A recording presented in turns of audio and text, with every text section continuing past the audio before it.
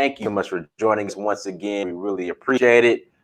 As I always do before you started, guys, make sure you hit that like button. Again, make sure you hit the like button. Again, hit that like button as you guys come to the chat room. Also, make sure you like, share, and subscribe as well. Again, like, share, and subscribe. I said that, I'm sure. See, this is what happens when you rush it. I'm always last minute. I was on a last minute phone call. Now I'm just saying the same thing over and over. So let's start all over, guys. I'm so sorry. You're a little choppy. Am I choppy? A little bit. Hold on. Guys, press 1 if you can hear me in the chat room. If it's clear or not, press 1, please. Again, press 1 if you get the chat room, number 1. Press 1. But you're echoing. Are you watching the live stream? Brandon. Yeah. It's echoing. I'm echoing? Yeah, it's echoing. Do you have the you hit wrong button? Did you hit that wrong button yet? No, I everything is good on my end. I double checked everything right now. That's StreamYard. StreamYard can put some new stuff on here, but nah. Yeah, something's going on StreamYard. You got hold on 1 second. Okay, wait, go. Guys, we're having some technical difficulties, guys. Am I echoing still? Yeah, it's not echo. Hello? Testing. Guys, shout out in the chat room, everyone. But this is going to get started. Okay, can you hear me okay, though? Yeah, something's going on StreamYard, I think. Yeah, StreamYard has added new things. They've added an echo cancellation button. Right. But something is off. Everyone's saying I'm echoing. Hold on 1 second. Let me check something. Get this audio. Guys, yeah, sorry about the technical.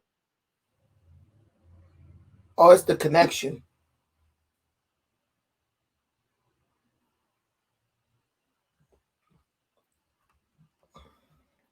Oh my God, is Brandon gonna get to rant for 30 minutes again?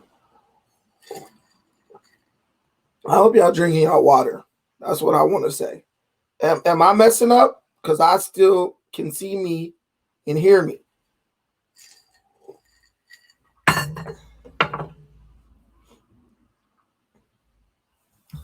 Not the Metro PCS.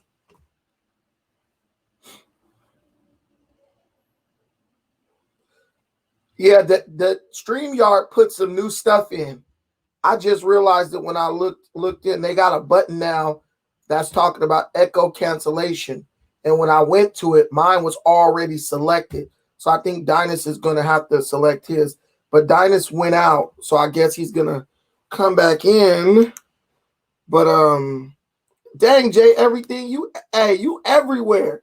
You need to change your name to Jay Everywhere. Yeah, Kenya was excellent as usual.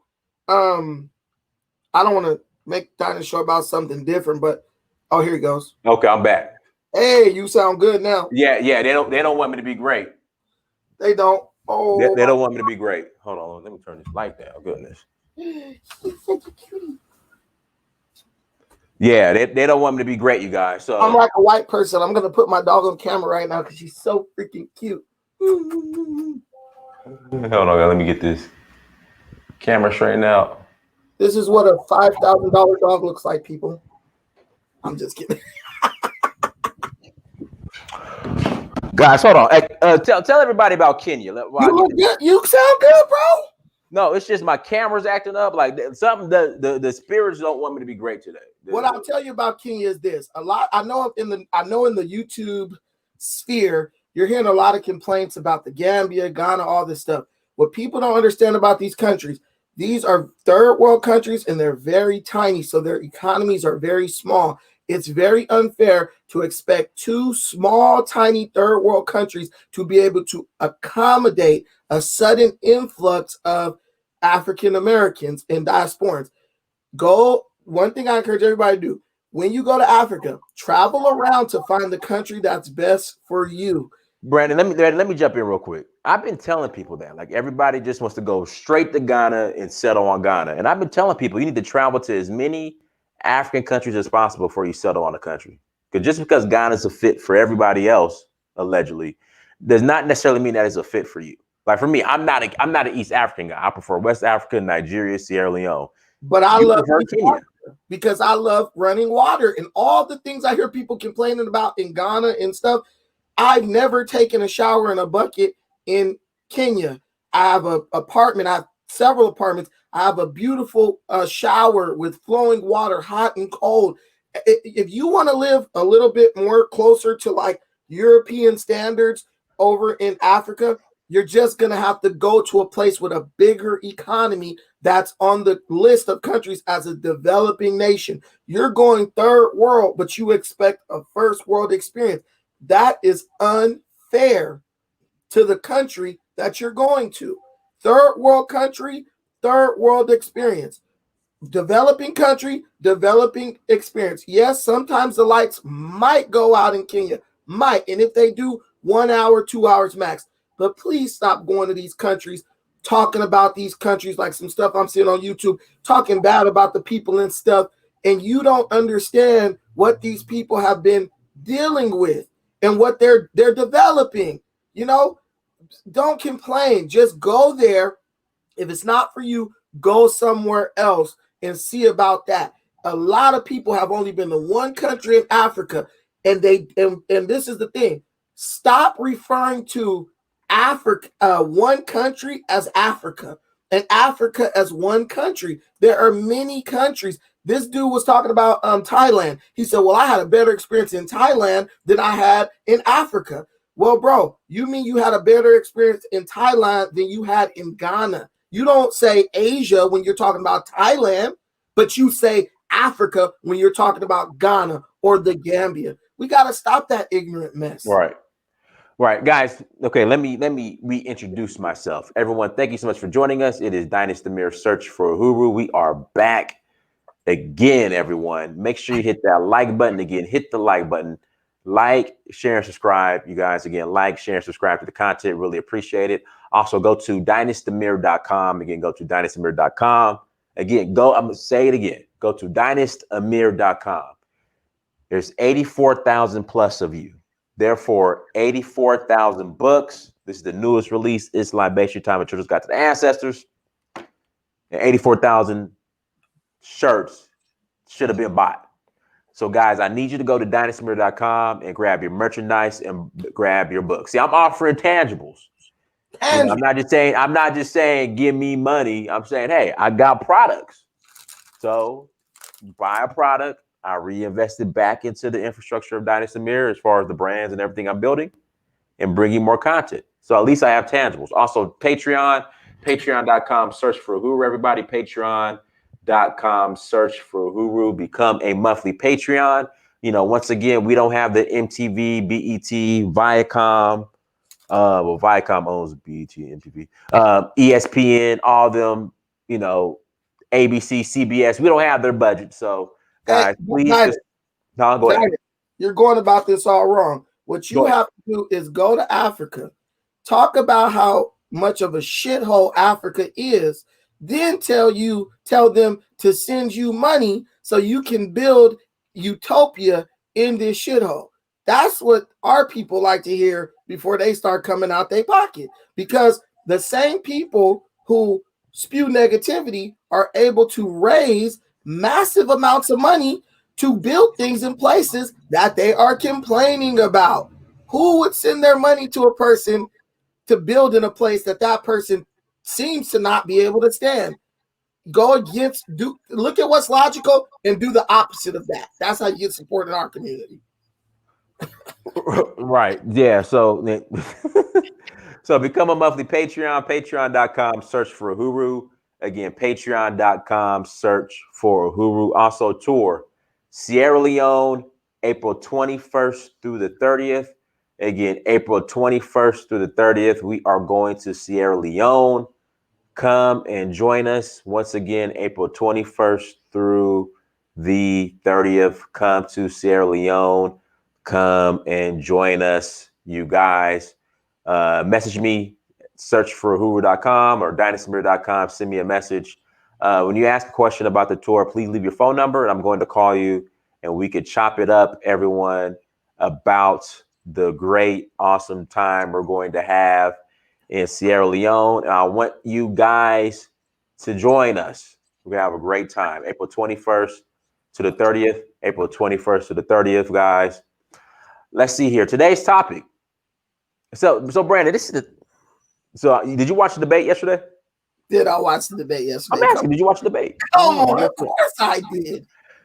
Guys, I'm going to say this. All right, so that first debate, Joe Biden's ass. That first debate, I'm gonna say was a draw because Trump was just being just too much of just a prick, right? Running off at the mouth. Second debate, Pence waxed, dragged Kamala. I don't know if you're biased towards Democrats, that's fine, but it was clear that Pence won that debate. This final debate last night, Trump won.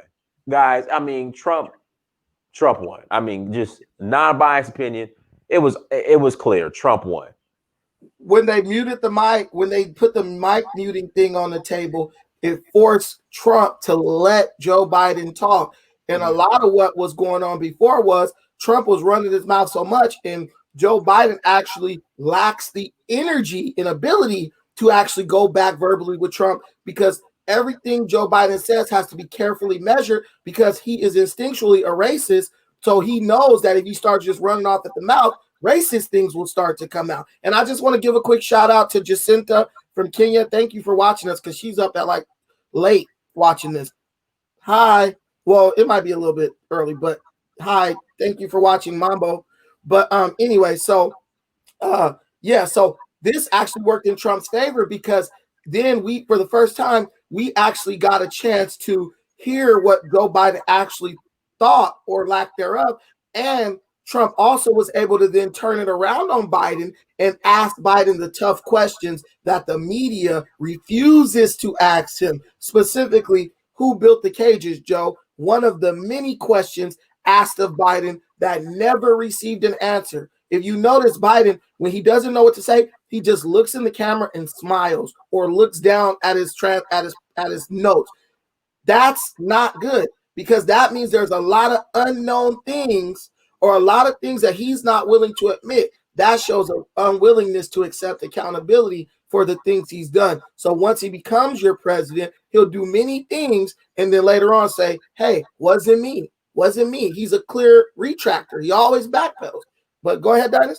Somebody said 50%, 53% Biden, 39% Trump. Yeah, if you're going off of CNN, of course. Yeah, that's CNN. They lie. Yeah, of course it's CNN. Yeah, of course. We're going off of CNN. Yeah, of course. MSNBC. Yeah, of course. Black people destroy CNN's building in Atlanta, and all of a sudden they listen to everything CNN got to say. CNN trying to put y'all in slavery because they mad about y'all destroying their building, bro. Come on. Let's be real. Hold on. Somebody said black men voting for Trump. I know a lot of black women that are voting for Trump as well. The black women who got a lot of common sense are voting for Trump. I know a lot of black women that are voting for Trump. This is just not a black male thing. I know a lot of.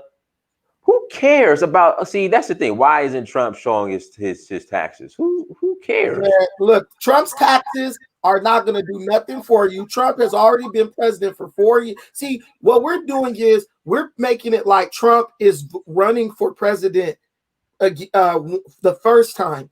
Trump has already been president for 4 years. The world has not ceased to exist. People are not freaking we have not been put back into slavery and stuff, all the stuff they used to say before Trump got elected. So at this point, we know Trump is not going to destroy the planet or anything. He's actually going to do a lot towards helping, the situation with different countries that are hostile. I want to stick to the actual transcript of what was discussed. And the first thing they talked about was coronavirus, right? That was number one. That was the first topic. And I really believe that the coronavirus is one of the driving forces behind Black people choosing to vote for, Joe Biden, right? So I would like to address that. The first question the lady asked was, she said, how would you lead the country during this next stage of the coronavirus crisis, right? So we know Trump's answer. He was talking about we're doing all this good stuff, whatever. Specifically, I want to pay attention and I want all you guys to put your thinking caps on. I want to pay attention to what Joe Biden said was his plan for getting us through the second wave. The first thing you have to understand is this: the universe only reinforces what you already put out there, right? So what you put out there is what you get back. This is what most Black people believe, and this is what I believe. Trump came with optimism. We're turning the corner. It's going away. They said all these people would die. Significantly less people died, right? So we're doing good. We're going to beat this thing. The first thing Biden said was, we're preparing for a dark winter. This much more people are going to die. All this stuff. If you believe in universal law, Joe Biden is basically cursing us to experience hundreds of thousands of more deaths because that's all he speaks on. He only speaks in the context of destruction and mass death, right? So I want a president who's optimistic because I know he'll keep fighting. Joe Biden is going to throw his hands up and say, oh my goodness, we can't control this. So let me go hide in my basement, which is what he's been doing, right? He's been hiding out and then peek my head out every now and then to see what's going on. So Joe Biden said he had a plan. What was Joe Biden's plan, right? What was Joe Biden's plan? He said, they said, what are your plans? My plan is this: encourage people to wear masks, social distance, and put up plexiglass in businesses. Immediately when I heard Joe Biden say what his plan was, I said, well, Joe, aren't we already doing that? I was wearing a mask today when I went to the Home Depot. There was plexiglass between me and the cashiers, and there were signs on the ground telling people to socially distance. Why is it that Joe Biden's plan to beat Corona in the second wave is what we're all is basically consists of what we're already doing, which is still resulting in thousands of deaths? The guy has no actual plan. All he's going to do is keep telling you something, and you're going to rationalize it and convince yourself that it's true. Dynas, did you not retrieve that same thing from the first question of the debate, or did you have a different thought? No, so basically, I actually started watching the debate from 30 minutes in. So I didn't watch the first 30 minutes. Yeah, that was the first question. What are you? This is my question. So I'm gonna post this question to the chat room, guys. Hit the like button again, please. Hit the like button, everyone. If you are a Black business owner, and I'm actually about to post this question on Facebook. If you are a Black business owner with a brick and mortar storefront, brick and mortar business, can you afford another shutdown? I'd like to hear from you guys, not people who have jobs. Okay, if you're an employee, nothing against employees. I used to be an employee, but I'm talking business owners with a brick and mortar business. If you have a brick and mortar business, could you afford another shutdown? Okay. Dynas, Again, can you afford another shutdown? Hold on 1 second, Brand. Hold on 1 second. So I'm gonna put the email in the chat room. Send me an email. Again, let's have honest, logical conversation, not this, orange man bad, Biden, Kamala good. Okay. Let's have an honest conversation. If you have a brick and mortar business, okay, everyone like, oh man, I'm leaving the chat room because yeah, the emotional people, go ahead and leave. You're probably the same people that thought when Donald Trump mentioned coyotes, you thought he meant actually coyotes. You're probably from that same ilk. So again, which we'll talk about. So if you have a brick and mortar business, can you afford another shutdown? And if you say I can't afford another shutdown, but I'm voting for Biden and Kamala, I love to hear your reason why. So again, email is in the chat room. Yeah, let them get on. Email is in the chat room. Email me and I will send the link, and I'll love to hear your reasons why. Let's have an honest conversation. Everybody else who's being emotional and crying, you're more than welcome to exit left or right, whatever. You're more than welcome to exit. But again, if you have a brick and mortar business, Okay. Again, I don't leave your emotionalism out of it. Okay. If you're an employee, if you're a business owner with a brick and mortar business, please call in. All right. I'd love to hear from you. All right, go ahead, Brandon. Okay, look, first I want to read this comment. As an outside, Shola Ibofine, as an outsider here in the UK, just want to say the world has been a lot safer since Trump's been in office. And that's true. We haven't really had any wars or anything break out since Trump's been in office. Nobody's really gotten bombed. He didn't even bomb Iran. That's what I like to see. But what I wanted to say is this, Dynas, you should have posed one more thing to them. You should have said, can your business survive another shutdown while at the same time raising the national minimum wage to $15 an hour, which is a design by the Democrats to kill small business. Not only are you dealing with the recession, but the employees that you are able to keep, you got to pay them $15 an hour.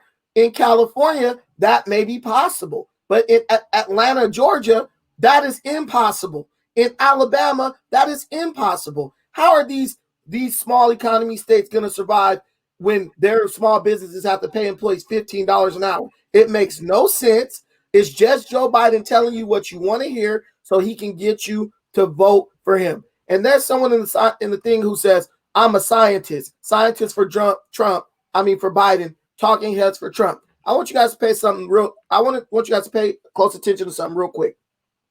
Joe Biden always talks about he follows the science. Joe Biden has to follow the science, quote unquote, because he doesn't really understand what's going on. Let me tell you what the science says. The science has proven beyond a reasonable doubt that the COVID-19 virus was originated in China, and China made the virus and spread the virus to the rest of the world. Even so much so that countries are going to China demanding reparations for the Chinese virus, which Donald Trump calls it. If you support the science, why is the science saying that Donald Trump is responsible for all the deaths in the United States? They're not even mentioning China, Biden's paymasters. The people responsible for the deaths in the United States are the Chinese. They're the Chinese. So why are we trying to blame Donald Trump for the deaths in the United States when the Chinese actually pushed that virus into the United States, and it's common knowledge and it's been proven, right? That's like somebody shoot your little baby cousin, and instead of blaming the person who shot your little baby cousin, you blame your big baby cousin for driving them to the movie theater. Like, no, China is guilty for the deaths in America. Biden is trying to keep that momentum and that pressure on Trump, blaming him. Oh, when Biden said in the debate, if you watched it, a person who is responsible for this many deaths in America should not be allowed to be president. But Biden's forgetting something. Trump was president before the coronavirus. When the Chinese sabotaged America, that's who was responsible. But if you notice, Biden, he absolutely refused to talk bad about China. He said China, on one thing he mentioned China, he said China to some extent. Just like he tried to say he didn't know that his son was working for that Ukrainian energy company. Well, I found out after the fact.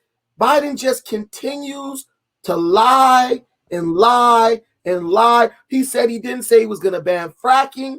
I never said I was going to ban fracking. Then he said, well, I never said I was going to ban fracking on, I said I was going to ban fracking on federal land.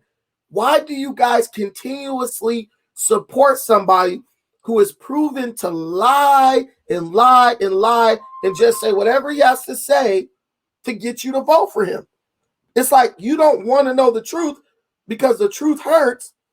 So you're like, just lie to me, bro.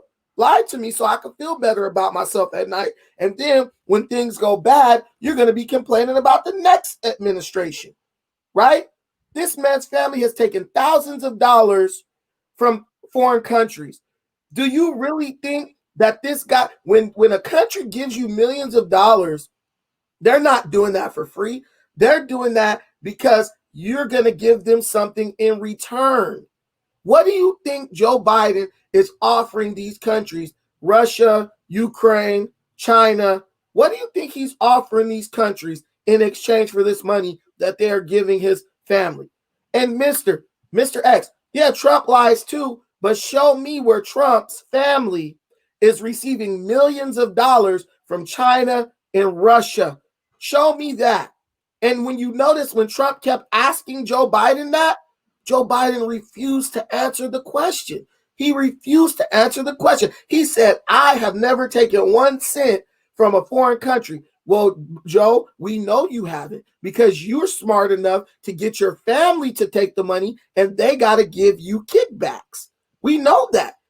But you got to understand that, yeah, in your bond, you're right, Trump pays more taxes in China than the U.S. You know why? Because he does more business in China that is profitable than in the U.S. You do understand that Democrats destroyed the U.S. economy under Obama then, so most big businesses and corporations can't make much money in the U.S. You know, Apple, the one who makes that phone you're on, they also paid more taxes in China than in the U.S. You know, Google, you know, Microsoft, they also pay more taxes in China than the U.S. Any company that's successful has moved, that wants to be successful, has moved to China. That is because Obama and Biden sold your jobs to China. And Joe Biden even said the first thing he's going to do as president is to re-enter the Paris Agreement, which is going to take more of your jobs. And I know a lot of you don't understand how that works. Let me tell you, the Paris Agreement says every other country, all these gross polluting countries, China, India, Russia, they get to start making changes, environmental changes, right, in the year 2040. But the United States has to start making those changes immediately. So what do you think is going to happen to United States businesses? They're going to leave the United States and go to places where they can continue to make money for until 2050. And when they do that, they're going to take away jobs from us. Trump was right to pull out of the Paris Agreement. Joe Biden is telling you he's going to put it back in. And not only is he going to steal your jobs away by going back into that Paris Agreement, he's then going to give citizenship to 11 million Hispanic immigrants who will come into your community and compete with you for the little bit that you got left after he finished stripping your community of everything you got. And then as a nice little cherry on top, he gonna raise your freaking taxes. He gonna raise your taxes, right? So that he can pay his environmentalist buddies billions of dollars to transition from fossil fuels. If you actually have a brain in your head and you work and take care of a family, there's no way in hell you can continue to support Joe Biden and his policies that will, of course, if it hurts white people, it's really going to hurt black people, because we already struggle just to get a job at oil refinery. Most of the people I know who work at oil refineries where I'm at are black. They get out of jail. A lot of my friends get out the pen. The only job they can get is in the oil refinery. And if you're from California, you know that. We're going to strip their jobs. We're going to strip them of their jobs so we could vote for Joe Biden because Donald Trump hurt my feelings. Make it make sense, Diamond. I can't make it make sense. Everyone, please hit that like button again. Please hit that like button. Also share the content. And once again, go to dynastymurder.com. Go to dynastymurder.com. While you're there, make sure you get your book and make sure you get your African Ancestral Roll Call t-shirt, everyone's.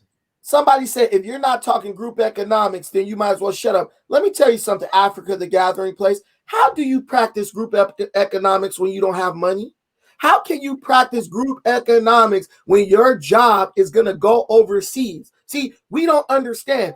We sit up and try to straddle the fence between fighting for our issues and fighting for the white man's issue.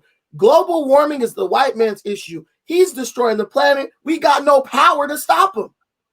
Oh, but we live here too. Yes, if you want to save the planet, go build economic generational wealth so that then you will have the money to execute your ideas for saving the planet. Stop trying to follow along on white people's bandwagon while they pretend like they want to save the planet so that they can make a bunch of money and you can never get close to them when it comes to generating generational wealth. That is the only reason you hear white people in America talking about global warming, because they don't want anybody else to get rich off of doing the things that they did.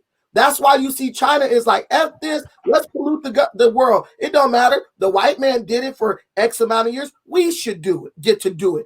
Only the black man is like, no, shut down the means of generating wealth After the white man gets his, it's like somebody crossing a bridge and then burning the damn bridge behind them so you can't cross too. That's what the white man's trying to do to you. And you're sitting up voting for him to do it.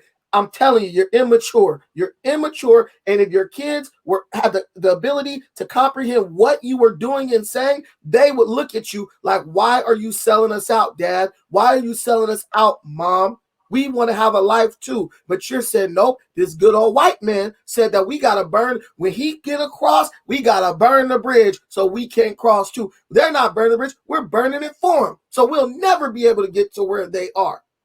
They're castrating you economically, and you're thrilled to death about it. Guys, hit that like button again. Please hit the like button. We have almost 300 people watching. Again, we have almost 300 people watching. We are going to open up the lines, the phone lines. If you want to call in, Uhuru at searchforuhuru.com. Please call in, and you are welcome to ask your question. Again, Uhuru at searchforuhuru.com. Please call in, and you are welcome to ask your question. I want the scientist, Follow Kissy, to get on here because if he's a scientist, I have some real questions for him. And that I think will open up everything about coronavirus. One of the things I will ask him if he doesn't want to get on, explain to me, Follow Kissy, the Democrats, I live in a liberal state called California. So everything Joe Biden says California is already doing, right? So California is kind of like a bar, it's like an example of what the country will look like under Biden, right? So here's the thing. When I go in California, I have to wear a mask everywhere I go. I have to socially distance. But if I walk into a restaurant, I just have to wear the mask as I walk through the front door. But once I get in the door and sit down and get my cup of water, suddenly coronavirus ceases to exist, Dinus. Suddenly it's no longer airborne, and I'm free to remove my mask and then sit up and have a conversation with whoever's sitting at the table with me, whether it's a group of 5, 10, 20, or 100. So coronavirus exists outside the restaurant and as you walk into the door. But when you sit down at the table, coronavirus goes away, and suddenly we don't have to practice social distancing anymore. The coronavirus is not airborne anymore. It's not killing hundreds of thousands of people anymore. How can you scientifically justify that, Follow Kissy, since you're a scientist? Why is it that coronavirus does not exist when I walk into Costco? No longer 100 people in line. Coronavirus don't exist no more in Costco, right? It don't exist no more. But if you're at a Trump rally, suddenly this is a super spreader event. And I guarantee you on one day, more people pass through Costco and stand shoulder to shoulder than people in a whole year who attend Trump's rallies. See, that's what I'm telling you. The science, continuously saying that you're doing things based on science, is ignorant. Hold on 1 second. Darius, here in Georgia, you don't have to social distance at restaurants. It depends on the restaurant, but some restaurants, pretty much in Georgia, everything's wide open. Like the gyms, everything. Like I went to work out this morning. You know, only thing that so the only equipment that I guess is some. In fact, they stopped that. There's no social distancing at my gym anymore. Because at first, when the gym first opened back up, like in April, it was like every other treadmill. And then when you walked in, they'll take your temperature. Now they stop taking your temperature, and then pretty much everything's wide open. And as far as the restaurants, it depends on the restaurant. So you go in some restaurants is wide open. Some restaurants you will have is like every other seat. So it just depends on the restaurant and where you're at. Yeah, so that's what I'm saying. And let me tell you, so that's what I'm telling people. If you want your state to be like California, go ahead and vote for that. But if you look at where the largest amount of deaths in the country is happening, it's in New York and California, the two most liberal states in the union, and where they're already implementing all these COVID-19 precautions, which tells you this shit don't work. But they keep telling you that to give you a false sense of security. And when they tell you, okay, we're going to make a rule, you have to stay in your house for 24 hours, 23 hours a day, they're going to put you on shoe program. 23-1. You're going to be on lockdown for 23 hours, like in the prison system. You're going to be in lockdown for 23 hours. You're going to get 1 hour a day to go out and scavenge for what you need. And that's when it's going to hit you. Wait a minute. I'm going to stay locked in my house when there are people dying inside of their houses in Europe and all over Europe, in America. There are people who never left out of their house during Corona and they died from coronavirus. You understand? We've already understood, right? Right? We already understand that even the hospitals, they just been indicted by the government, right, for falsifying COVID-19 cases because they were getting money for every COVID-19 case. So you know what they said? We're just going to call everything COVID-19 so we can continuously get money. Now, when you understand that the money is what's driving this situation, you understand that you're wearing a mask that's made by somebody who's profiting, and 90% of the time, the person profiting is probably a multi-billionaire. You'll understand why, for some people, especially pharmaceutical companies who are working to make vaccines, it is imperative that they keep you scared of Corona all the way until the vaccine is ready. And then one thing I did not like what Donald Trump was saying was that the military is going to issue the vaccine. What does that mean? Door to door? Get over here, hold your arm. We're gonna fucking stab you with a thing, and you're gonna have to take the vaccine. Well, guess what? You're not even paying attention to that. The only thing you're hearing is Donald Trump said he was the least racist person in the room. Everything else went out the window. When are black people going to stop being political chumps? When are black people going to stop being politically and emotionally immature and start paying attention to everything that's going on? Because once you do try to get rid of Corona, right, then you're going to have a battle versus whether you're going to take a fourth vaccine or not. So you need to be looking at the long game, but all you can look at is, well, Biden is less racist than Trump, apparently. And I saw somebody talk about the black men. Donald Trump said it the best. The Democratic Party has continuously ignored the black man, continuously ignored the black man who's supposed to be the head of the black family. So if you're a black man and you're trying to vote for the Democrat, why is it that a white man named Donald Trump can see how it's idiotic for you to vote for the Democratic Party, but you can't see it? You can't see it. Are you a man if you can't vote for what's best for you because you feel beholden to the Democrats because Donald Trump hurt your feelings? Politics is not about feelings. Your crazy friend Yvette Carnell said politics is an exchange. So what are the Democrats exchanging with you for your vote? At this point, there's only one answer. Absolutely nothing. They're exchanging hope and change. You're back on the Barack Obama bandwagon of hope and change. Hope that something changed, but we ain't making no guarantees. This is like bizarre world. We are in the freaking Twilight Zone right now, where people don't vote for what's best for them. Anything else, Dinus? No, guys, hit that like button again. Hit the like button. I sent the link out to a couple people, so I'm waiting for you guys to hop on. So hit the like button and hop on. And shout out to Franklin, everybody. Franklin, I've been trying to link up with you, man, but you be dodging me, bro. I mean, I don't know. What's the problem? You over there talking about that SARS thing? Yeah, man. Hey, look, hey, that's gonna be us. That's gonna be us getting our ass whooped. The police fired into crowds of us and stuff. We don't even understand, Dinus. When you protest so much, you start believing that you have more power than you do. And eventually the protests will turn more and more violent. And eventually the government will just say, just shoot to kill if they don't disband. This is where this leads to. When people don't go to the table and work out their economic desires in concessions, then it turns into protests and riots. Let me tell you something. All the black people in here who are criticizing us for supporting Trump, they will be the same black people next summer out in the streets trying to protest against the multiple millions of deaths that are going to happen because Joe Biden is unequipped. Listen, Joe Biden works for China. His job is to weaken the U.S. economy in any way so China can overtake the U.S. as a superpower, right? He already works with him. Everyone knows that. What do you think is the extent to which he's willing to go to make sure that he pleases his Chinese masters? China could snap their fingers and this dude will be dead. This guy's already, China has him by the balls already, and you guys don't even understand that. And Donald Trump is trying to tell you.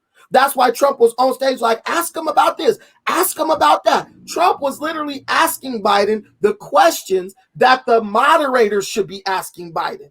Tell him to talk about this, tell him to talk about that. Joe Biden just smiled in his mind because he says, look, I already know if I just stand here don't say nothing, dumb black people are going to support me. Scared white people are going to support me. Mexicans, I could see them voting for Joe Biden because he said in the first 100 days, he's going to give them citizenship. But the thing is, I don't even think Joe Biden has the Mexican vote truly completely locked in. But look, he should have it because he said in the first, he came on stage, y'all, and said, in the first 100 days, I guarantee I will give 11 million immigrants citizenship. They will be able to be American citizens. Why can't Joe Biden come out for you and say that? Why can't Joe Biden come out for you and say that? I guarantee in the first 100 days, I'm going to give black people anything. I'm going to give them a baseball hat, a playing card, a box of Cracker Jack, something. But you still trying to rationalize getting nothing. You're like a woman in an abusive relationship talking about maybe he will change. He's a changed man because he ain't did nothing racist in the past 5 minutes. I don't ascribe to that way of thinking. And you can criticize me all you want. You can criticize me all you want. But I know the reality. It don't take me a bunch of years to understand the way the Democrats work. Look, as long as I've been alive, I've only been eligible to vote in 2 elections, Barack Obama and Donald Trump. I voted for Barack Obama twice. I said, this dude didn't do shit. I'm never voting for them again. Now I'm over here with Trump. Trump is giving us much more than Biden, much more. You could say it's nothing. You could say, what's the guarantee? Whatever. That's your ignorance. I'm going to go with who's passing out something to me, or at least who's willing to come to the table and talk with me. Because when you say, well, I can't trust Trump, he lies. You don't even think about this. If Donald Trump promises you something and doesn't deliver it, the Republicans know that they will lose the black vote for the next 20 years. So it behooves them to do for you whatever they promise you. And you don't even understand when you win it. Right now, you are on the soccer field, and somebody on the other team has got a red card. So you have more men on your team than they have to defend you, and you don't even understand it. You are as black people, you are probably right now in the most powerful position, and you're losing that position. Let me make that clear. But this election, as black Americans, you were in the most powerful position to make a change for yourself that you've been in the past, I would say, 60 years. You had everybody by the nuts. And you know what you did? You let them off the hook so you can prove your loyalty to the Democratic Party. And the Democratic Party said, in 100 days, we're going to give all these Mexicans citizenship. But nigga, wait until after the election, and then we'll talk about your nigga problems. That's exactly what Joe Biden said. He told Ice Cube, wait until after the election. First, we got to please these Mexicans. First, we got to please these white folks. First, we got to get these moderates to come over by talking about global warming, right? Everything you think is, oh, we got to save the planet. Joe Biden is only talking about global warming because the environment is the only issue where white moderate voters are willing to come over to the side of the Democrats. It is literally a planned agenda. But you fell for it, hook, line, and sinker, like this guy gives a damn about what's going to go on with the planet when he about to die in the next 3 months. We can't say that. We can't. Okay. Well, when he is, it's very unlikely that he. Hold on. Okay, here we go. Hold on. Disclaimer: some of the views Pan-Africanism Strikes Back / Brandon are not the views search for who Dynasty Mirror. I just had to put the disclaimer out, brother. What diamonds? He 80. He old. Okay, but Brandon. Okay. All right, go ahead. Well, the life expectancy in America is only 70 years for a man. So you know what's the likelihood of okay, I believe it alone. Just leave it alone. You know what I'm trying to say. Just leave it alone. All right, go ahead. People don't care about things that won't affect it. That's basically what I'm saying. It has no reference in their life. So pretty much, what are you doing? What are you doing? He could tell you anything. Hey, I'm gonna make pigs fly tomorrow. Just wait till after the election, and I'm gonna show you. Okay, well, go ahead and vote for that. But the logical thinkers are gonna vote for what's working right now, and with the person who has the experience. See, Joe Biden doesn't get the information that Donald Trump gets because he's not president. Joe Biden is hiding in his basement saying, well, I would do this, I would do that. Well, Joe, you have even Trump said that, Joe Biden was in charge of handling the H1N1. He was in charge of handling the swine flu. And his own chief of staff said, this was a disaster. We didn't know what we was doing, and it was terrible. So now we're going to hand him the keys to the coronavirus and say, hey, Joe, the guy who couldn't handle a lesser virus, let's let him handle the biggest virus ever. Come on, man. All right. Go ahead, Darius. All right. There are a couple of questions that I would like to address. The first misinformation that he said was, Real Sweetie just previously said, he said about H1N1 and swine flu. The first question that I got to ask you is, number one, did H1N1 and swine flu have the same fatality rate, had the same cases per 100 million, deaths per 100 million? No. Only 12,000 people died from H1N1 and swine flu during the Obama era. Number two, did Joe Biden and Barack Obama get rid of the coronavirus task force? Donald Trump got rid of the coronavirus or the pandemic task force, and then when we needed it the most for coronavirus, it's not there anymore. So it's a complete disaster in that regard. Thirdly, you were talking about Mexicans. I was looking through Donald Trump's platinum plan, and he says historically Black colleges, but then also said HSI originally, Hispanic serving institution. So will the money go to both HBCUs and Hispanic serving institutions? Because he said Black and minority. So I just want to clarify that to make sure. Is that right? Or can you answer that for me, please? Oh, okay. I'll just answer them one at a time. Okay, so what you're saying about the numbers of the H1N1 flu it proves what I'm saying. Because if Joe Biden made a debacle out of a lesser virus, what do you think he would do with a virus of this magnitude? No, I'm saying no, you didn't answer my question. I'm answering your question. You said only 12,000 people died of the H1N1, and Joe Biden's own chief of staff said it was a disaster. We didn't know what we were doing. We dropped the ball. So his own chief of staff said we dropped the ball on it. So what you're going to do is say, look, he crashed the Cessna, but if we let him pilot the jumbo jet, he going to do a better job. That don't add up, Darius. That's your answer to your first question. Let's go to the second one. Trump said Blacks and minority, right? So Trump did something that no one has ever done, and I'm not starting Ace Vigilante. Trump has did something that no one's ever done. He made a distinction between Black people and other minorities. Normally, Black people are just swept up in PLC, people of color, minorities. We just all jumbled in there, and then they end up getting all the perks. One of the reasons is because they actually have something called follow through, like a good golf swing. They follow through on the legislation. We don't. But when he put specifically Blacks and people, minorities, that means that this is specifically directed at Blacks, and then also other minorities can participate in it too. But Black people, I'm talking to you. For the first time ever, you had a president who got on stage and talked directly at you. He said Black men, he said Black women, and Black businesses, and historically Black colleges. He's talking to you. We keep on talking about how nobody talks to us. They always trying to scoop add us in with everybody else. Well, when the person talks to you and you don't respond, You do what you do is try to nitpick and find explanations. You know, they say that beware of negative people because they have a problem for every solution.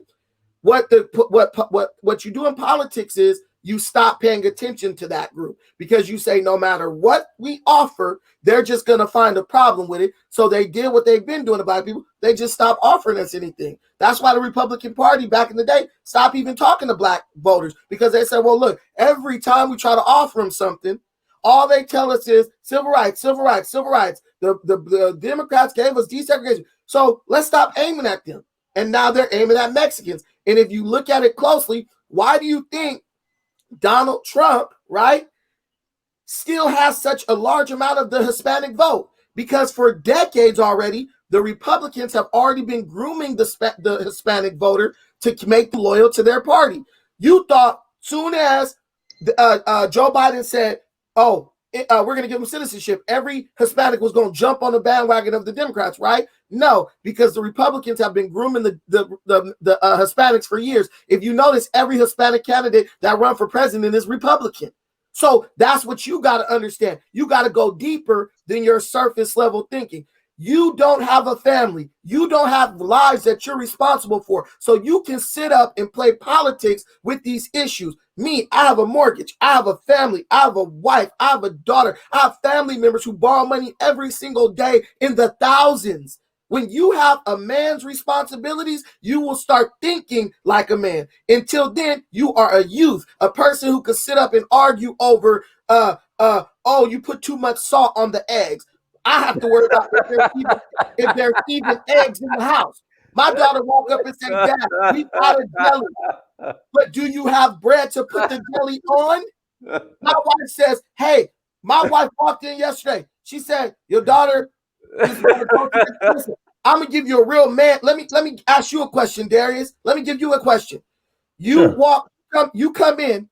You just been out all day doing the backyard, digging a trench for the sprinkler system and all that stuff, like what I was doing.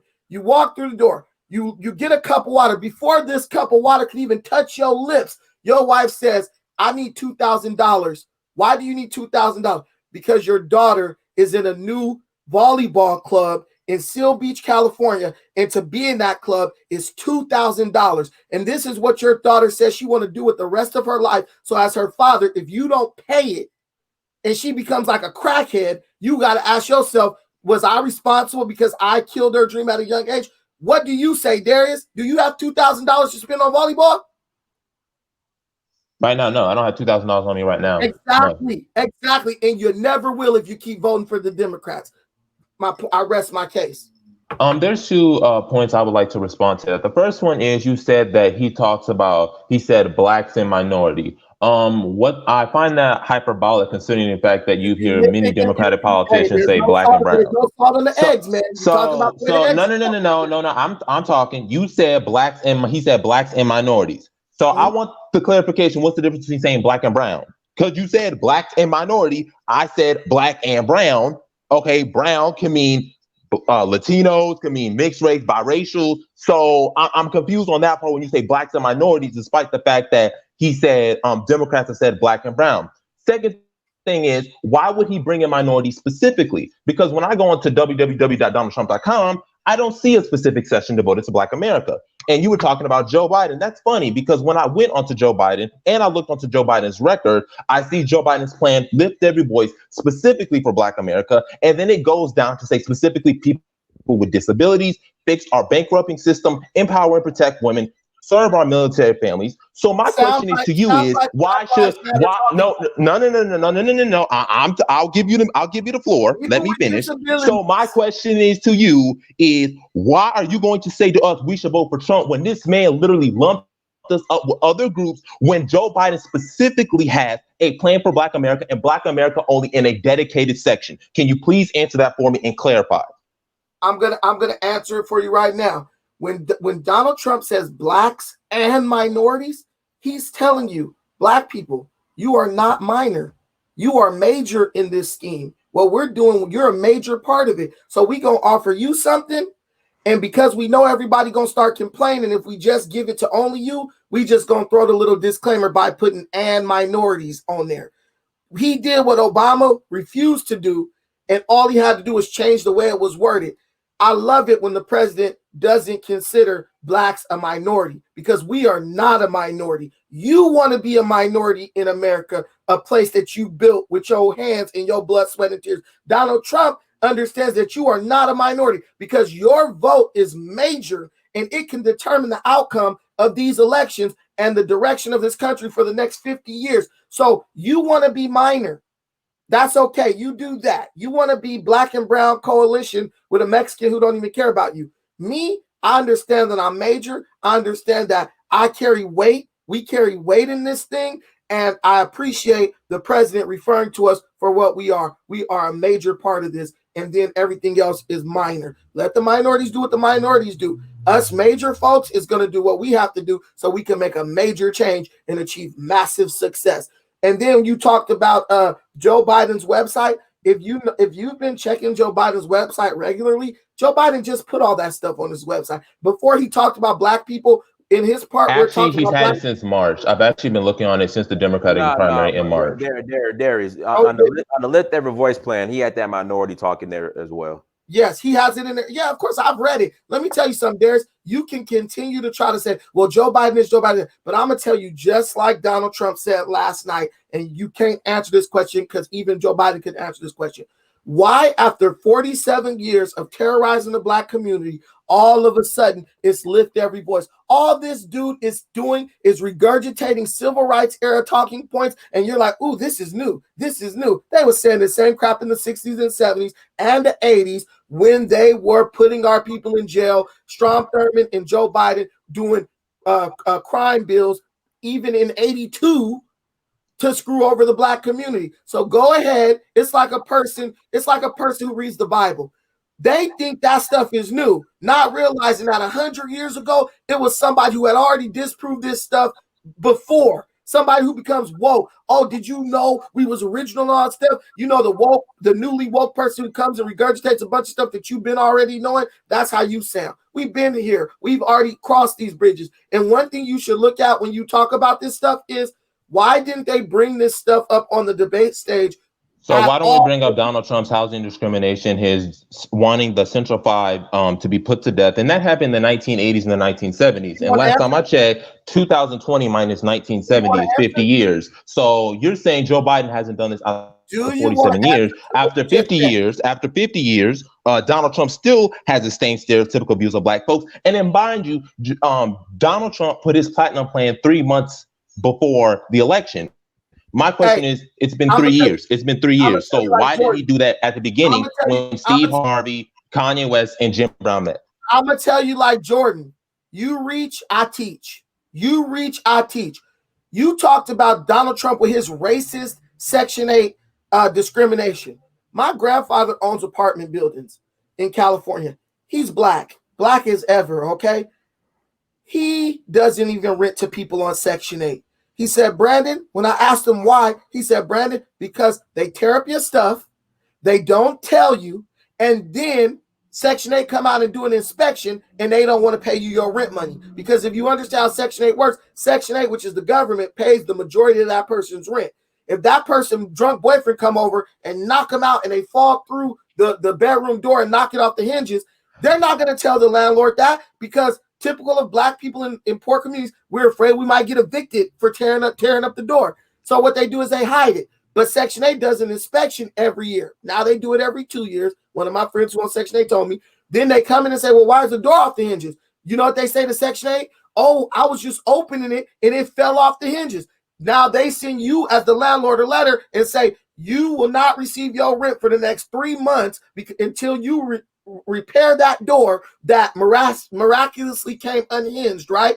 And then you don't get your money. So my grandfather doesn't even rent to Section 8. Trump was not being racist. Why the hell would you allow Section 8 in a luxury apartment so then people could tear your stuff up, so Bonquisha and all these different people could move into your apartment and tear it up? Even in Africa, my friend Francis is building an apartment. Go to my page. You could go. I did a walkthrough of it. I said, why did you only make water on one area in the whole apartment? They could go get water and stuff. He said, Brandon, because these people, if you don't limit their access to water and you put water in every unit, these people will turn a faucet on and they will leave it running, and it will make the water bill astronomical. If I limit the area where they can get water to one space, I hope that somebody will have the good sense to turn the faucet off if they see it running. So I put it in a public area where people will walk by, and if they see it running, maybe somebody will have the good sense to turn it off. You have to understand the difference of people in different class settings. That's why you might believe in all that. Oh, I want to have everybody around me. I had an issue by my house, right? I don't know if you have a house, but I had an issue by my house. These bums camped out next door in this lot next door to my house. The police come, they can't do nothing about it. I don't mind the bums being there. I get it.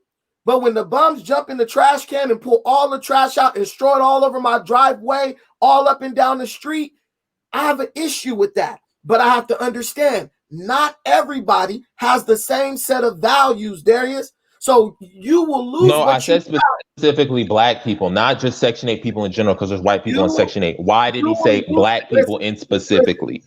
You will lose what you got trying to please people who have a different value system than you. When I go to Donald Trump Hotel, have you ever stayed in Donald Trump Hotel? No, you have not. When I go to Chicago and I stay at the Donald Trump Hotel, every employee is black. Every employee is talking about how they've been working there 30 years and 20 years, and they love the benefits, and it's amazing. So while you talking about Section 8 housing, I'm talking about this man is employing our people, feeding black families, putting black kids through college for decades. And you talking about that don't count because somebody got mad because Donald Trump wouldn't accept Section 8. But if you come to California and walk through apartments, 99% of them do not accept Section 8. So Donald Trump ain't doing nothing that every other apartment. Hey, and Brandon, can I interject? So in my neighborhood in Atlanta, in the West End, when I first moved in 2014, I want to say 2014 was the last year that I would say landlords were accepting Section 8. They shut it down. There's no more Section 8 over here. It ruins your neighborhood. It destroys your neighborhood because it's indiscriminate as to who could move where. You got some chick coming from or guy coming from the projects moving into an affluent neighborhood. Now you got people hanging out, shooting, and everything else. It kills your neighborhood. Then I want to talk about the Central Park 5. Let me talk about Brandon. Let me talk about Central Park 5, and after that, I'm gonna let Jahari come in. Okay. Darius, Central Park 5. Everybody involved. Let's remove Donald Trump for a second. Everybody involved in that case in the railroading of those 5 kids were all Democrats, Darius. All of them. That don't count. Fairstein was a Democrat. In fact, Fairstein, the prosecutor, she would hold fundraisers for Hillary Clinton and Obama. They were all Democrats. Bro, listen. Don, listen to this. There, Adonis. This is what I look at. You have 5 people who were coerced into admitting guilt for a horrendous crime. Donald Trump wasn't in those police stations when these people's parents was telling them to plead guilty. These boys' own parents told them to plead guilty. All Donald Trump gets to do is look at the news in the newspaper like everybody else. Listen, let me ask you a question, Darius. If you found out 5 white boys did that to a black woman, right? And the white boys got on and pled guilty to the crime, and you didn't know nothing about what was going on in the precinct, would you not be like, yo, them dudes deserve the death penalty? Yeah, you would. He was like every other human being. If you don't have all the information given to you, kind of like you are right now, you just got the information given to you. You don't have access to the other information. You can only go based on what you know, period. Just like Dylan Roof. When Dylan Roof killed those black people in that church, we wanted him to get the death penalty. We wanted him to get the death penalty because we didn't know the details of what happened. We just know he killed, and he basically pled guilty to it, right? He's guilty, put him in the gas chamber. Those black boys may not have done that, but we did not find out about that until Netflix, a white company, decided to make a movie explaining what was going on with that, and now all of a sudden we're aware. So but Brandon, you don't have to go that far in. Once again, Darius, everybody involved in that case in regards to railroading those kids were all Democrats. Look it up. I literally looked this up, and Linda Fairstein, the main prosecutor, held fundraisers, campaign rallies at her home in Martha's Vineyard for Obama and Hillary Clinton. Mhm. So I mean, it's just that argument, the Central Park Five argument, is just, to me, it's weak. And then, like Brandon said, it was the parents that coerced, that told those kids to go ahead and confess for a crime they didn't do. And I bet the parents were Democrats too. That's the whole thing. You can never listen.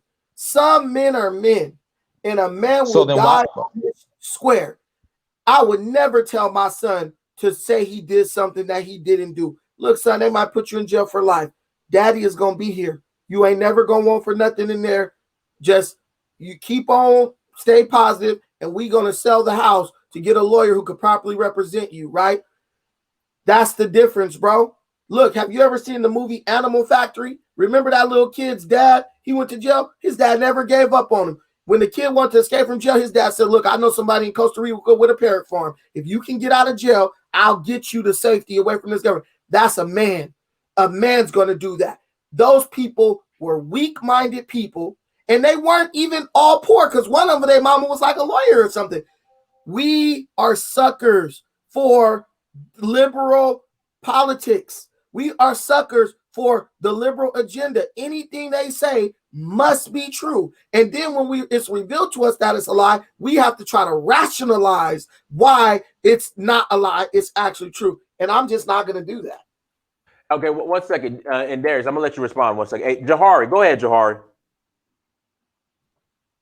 Hello. Hi, guys. Hi, how you doing? Hi, Brandon. Good. Hi, Dynast. Yes. Hi, Darius.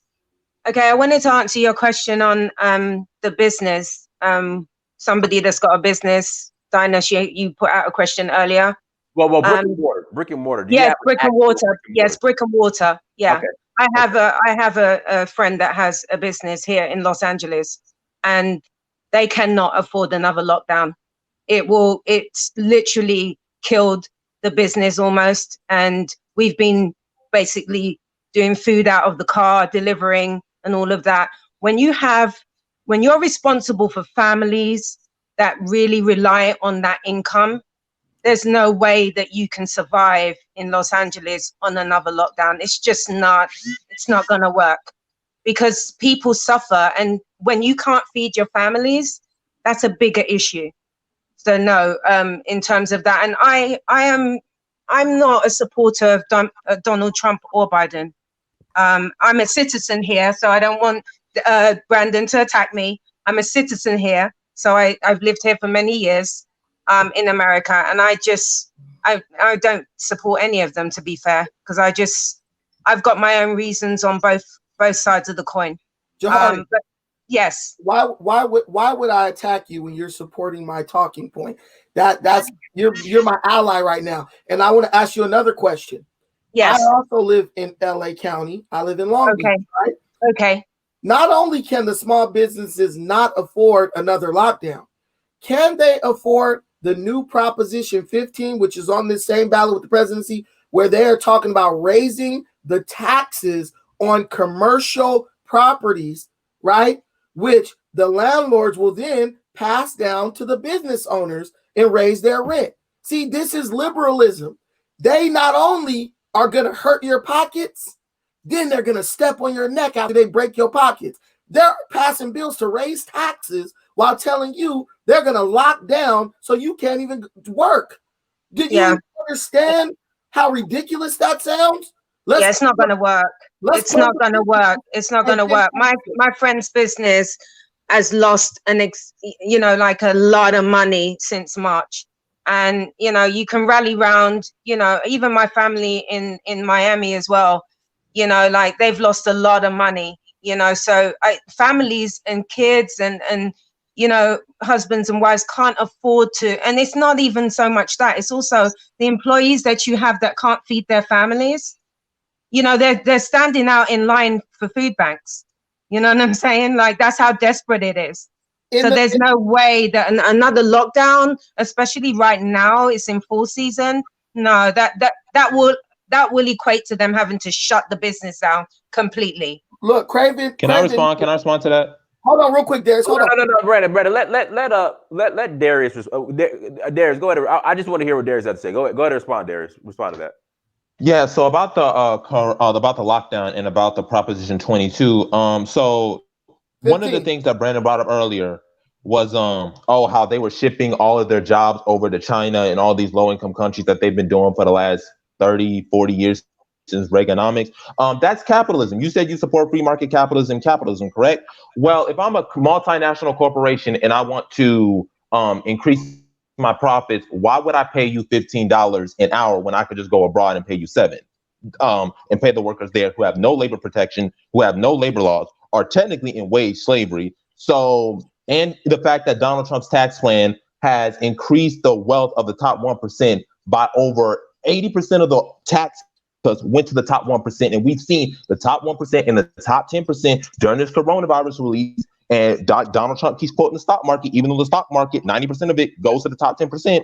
So dealing with that, my question is to Brandon, why would you support the cutting of the taxes, despite the fact that most of those taxes go to the top 1%, and it's the top 1% of those businesses that are making the most money? Because it's not small business, it's the large corporations. And when we look at the coronavirus relief bills, who got most of the relief bills? Hold on, the multinational corporations. Hold on, Brandon. Darius, like you completely went off topic. I mean, but this relates to the lockdown, because they're not getting the money due to the Congress not getting the bailing out the people, and that's specifically the Republican-controlled Senate, because there have been bills that have been passed by the Democrats, in the House, that have been brought up to the Senate, and the Senate Republicans have not passed it. So why should we get another 4 years? Completely off topic, there. We're talking about a lockdown. Yeah. Wait, Dennis. This is a teachable moment. Look, Darius, I like the comment that Civi Latre said. The taxes are not on the corporations. The taxes are on the commercial space. It's on the building. Right. So look at this. And then, like Research 80 said, in 2023, a new part of it kicks in where it raises the taxes on homeowners. So they didn't wrote that in the little fine print, right? I'm a homeowner. So you're saying, let's raise our taxes, right? And if I don't want to get my taxes raised, the taxes are going to go to the top 1%. That's not true, Darius. Do you understand that when they say tax cuts for the rich, they basically mean any family making over $50,000 in the United States? So when Trump extends tax cuts for the rich, when Obama extended tax cuts for the rich, I benefited from that because I make over $50,000 a year. You guys don't understand the definition of rich. That's why. So the liberals use that term to make you think that when you vote for raising taxes, you're raising taxes on some billionaire up who's making on Jeff Bezos. You're not. You're raising taxes on the middle class. Anybody making last time I checked, the top 1% of income was $200,000. That's the median income is $50,000. The top 1% is $200,000. If you make more than $2,000 per year, that's the top 1% of income. When I pay my taxes, and my tax person says, bro, they extended the tax cuts for the rich. Congratulations, you're technically hood rich. That's what my tax person says. And he says, so you're going to get all these different credits because you make over a certain amount of money a year. You guys don't understand that this is a war that they're trying to put between the extremely poor and the middle class, because an extremely poor person looks at a middle class person like they're rich. That's why you never see a poor person offer help to a middle class person, but that same poor person will give their last dollar to somebody else who's poorer than them, right? You got to understand the difference, bro. When you're taking care of a family, the term rich is very and poor is two huge, largely different things. You got to go read and understand the laws, because you clearly don't understand. And I don't think you live in California, so you really don't understand the legislation. Jahar, go ahead, Jahar. I just feel like, I just couldn't see my family, you know what I'm saying, my family friends go down, you know, lose their business after 28 years. Jari, You know you what don't I'm mind me saying? asking, sorry to cut you off. I'm asking, where in LA are they located, and what industry are they in? They're in West LA. I don't want to Okay. give the name of the business, but it's a restaurant.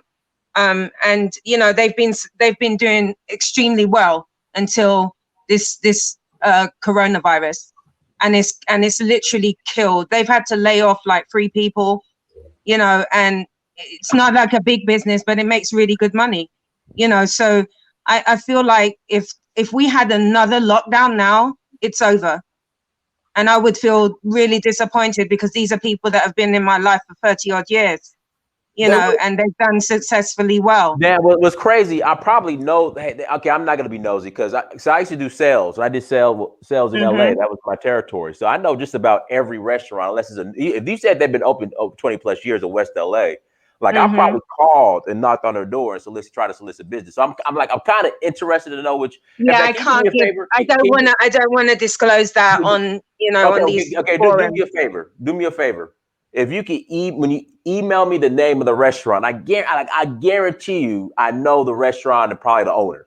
Like Kind of, kind of don't want to do that because I don't okay, don't want worry about them. it. That's You know fine. what I That's mean? fine. I'm sorry, No, Dinus. no, I no, want to no protect. problem. I want to, you know, be respectful of my people. You know what I'm saying? But I'm here to give a view, and I'm sorry. Like I don't want to go against Darius or That's Brandon fine. or anybody. I'm just speaking my truth. There's no way that my friends could survive at all. They're on bread and water already. Hold It's on one not second. gonna work. You know what I'm saying? Address in the chat room. Curl 84. That's not true. Restaurants are doing terrible during Yeah. COVID. they're doing Terrible. They're doing terrible. They're doing terrible. They basically just allowed them to open back up early August. And you know, in order to recruit back what you've lost since March, there's so much involved. Produce, you know what I'm saying? Being able Oh to get man. food to cook, etc. It's so much involved, and you've had to let people go, you know, and these people cannot survive because they can't feed their families. You know, like not everybody can work remotely from home.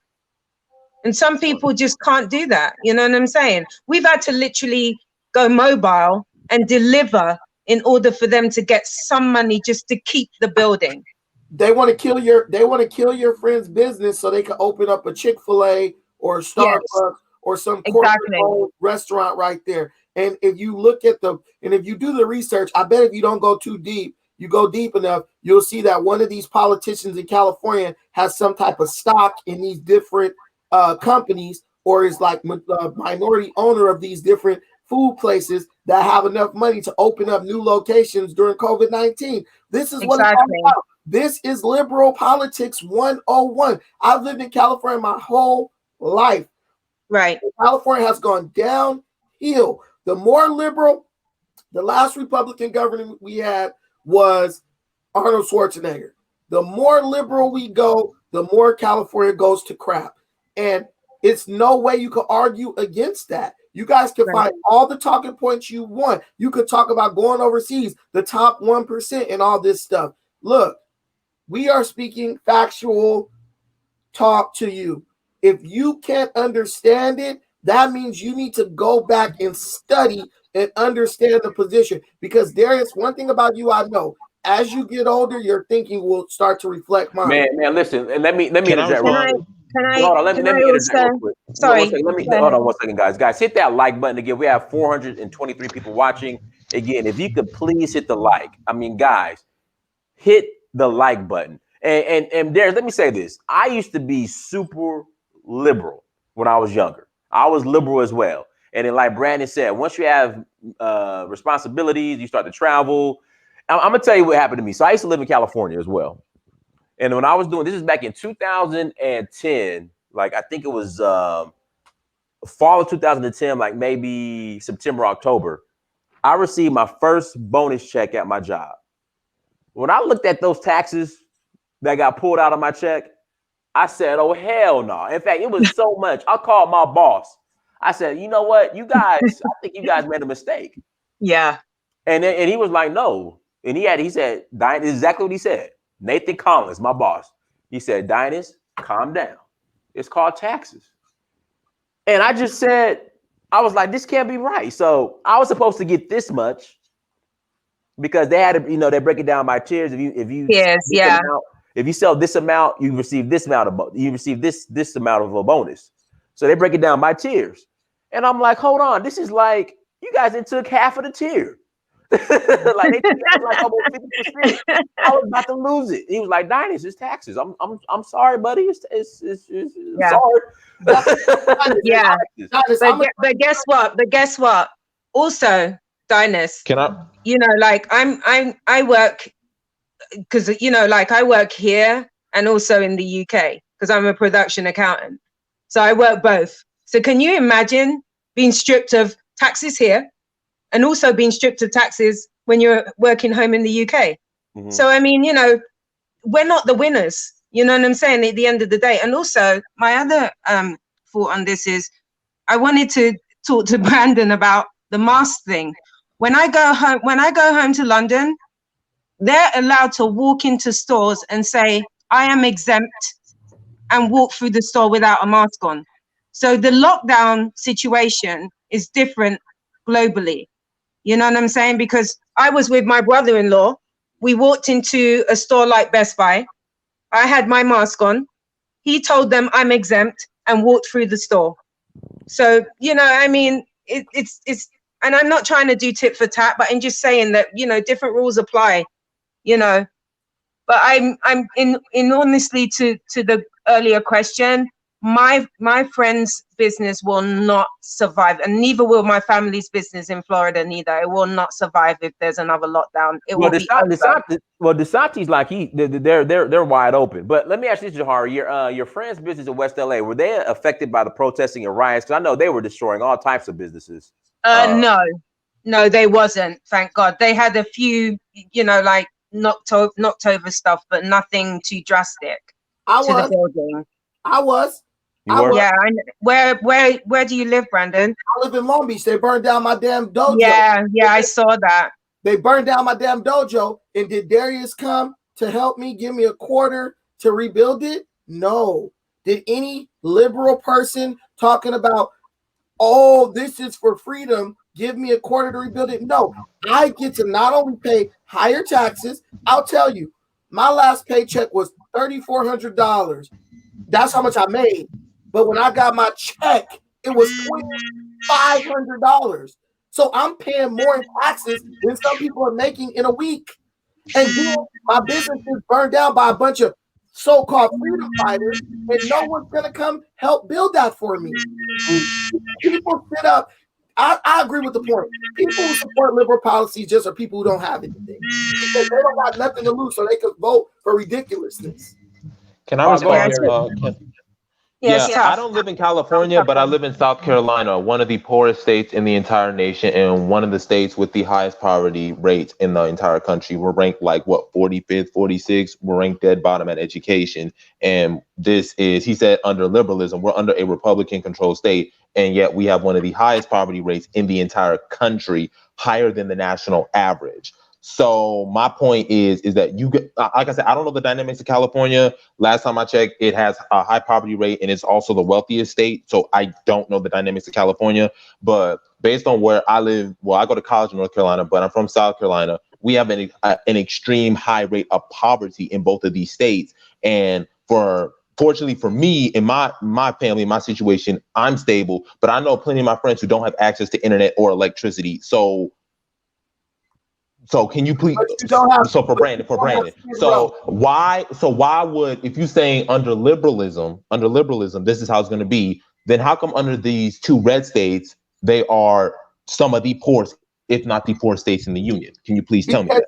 Because you got in red states, you have high poverty, but you don't have the same social issues as in liberal states. Like you got a high poverty rate, but I bet you your homelessness is nothing close to California because in South Carolina, you could make very little money and you still could buy a house. You can get a mortgage for $400 a month. Just like Atlanta. My cousin bought a big old house for $160,000 a year. If I tried to buy a house in California with $160,000, they would laugh me all the way out of the little tiny. And it's a square box. Out of the cardboard box I'm trying to buy. So when you say poverty, that's one thing. If they don't take much out of your check, you can afford to survive on a little less, right?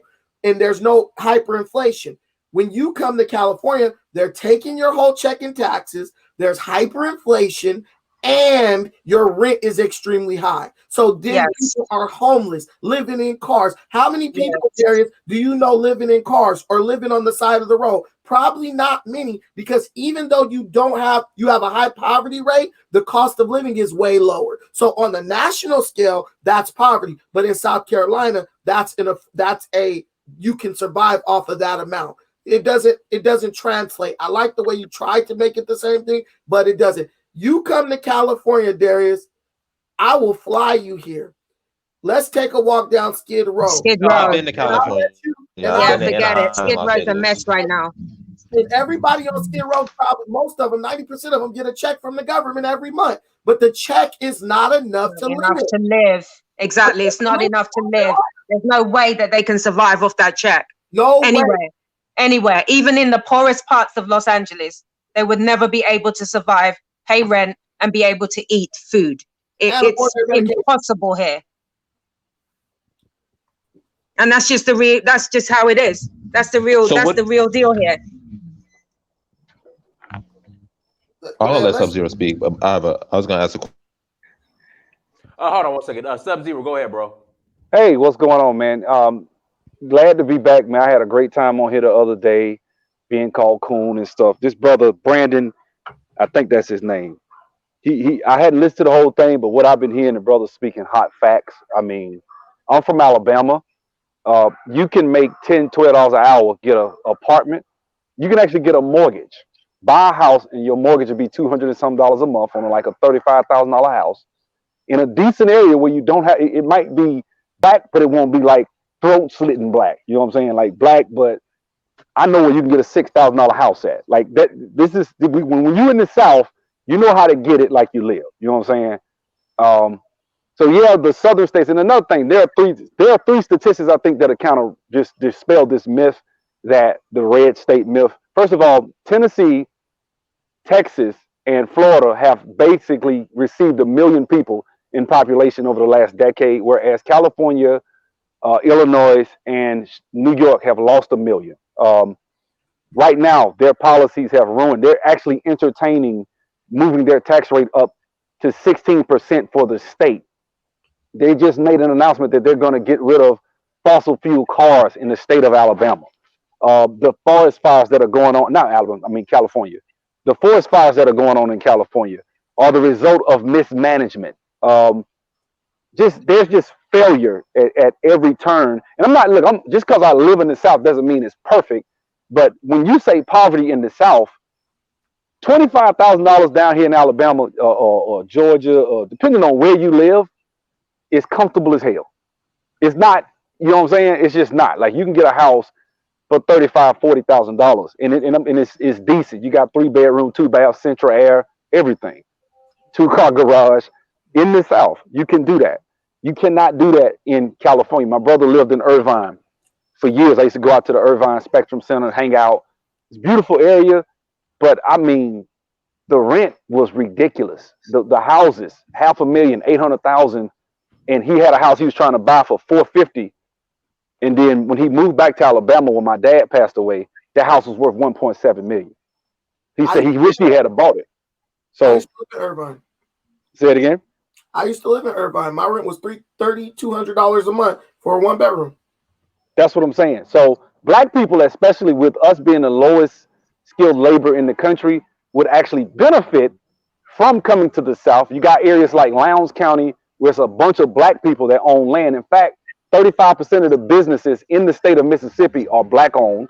That is the highest concentration of black businesses in the country for a state is Mississippi, the place we would turn our nose up at. Montgomery, Alabama is the best city in the country for a black owned business to succeed.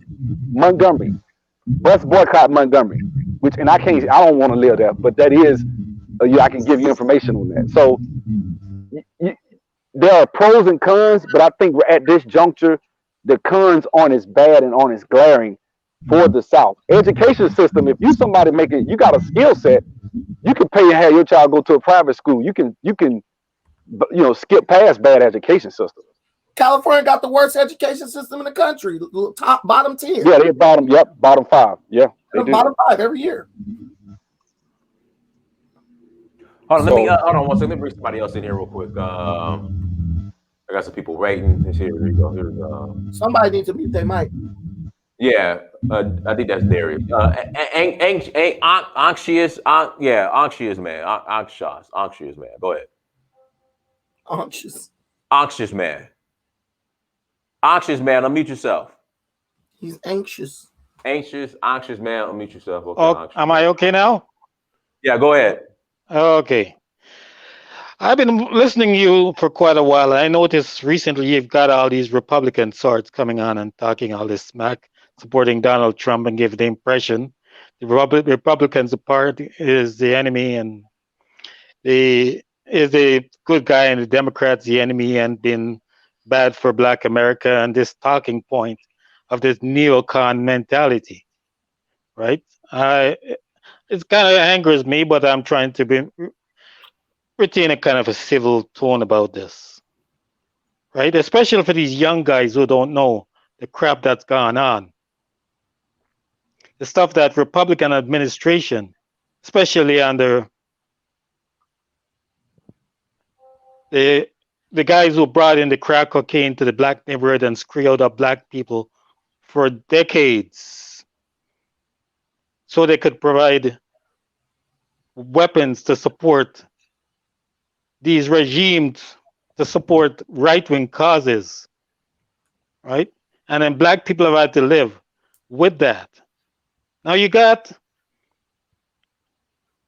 these new guys, and the worst. Okay, can I you understand? Like the worst. Let me interject real quick. Hold on. Yeah. I want to address the whole crack cocaine thing. So I was listening to Freeway Rick Ross the other day.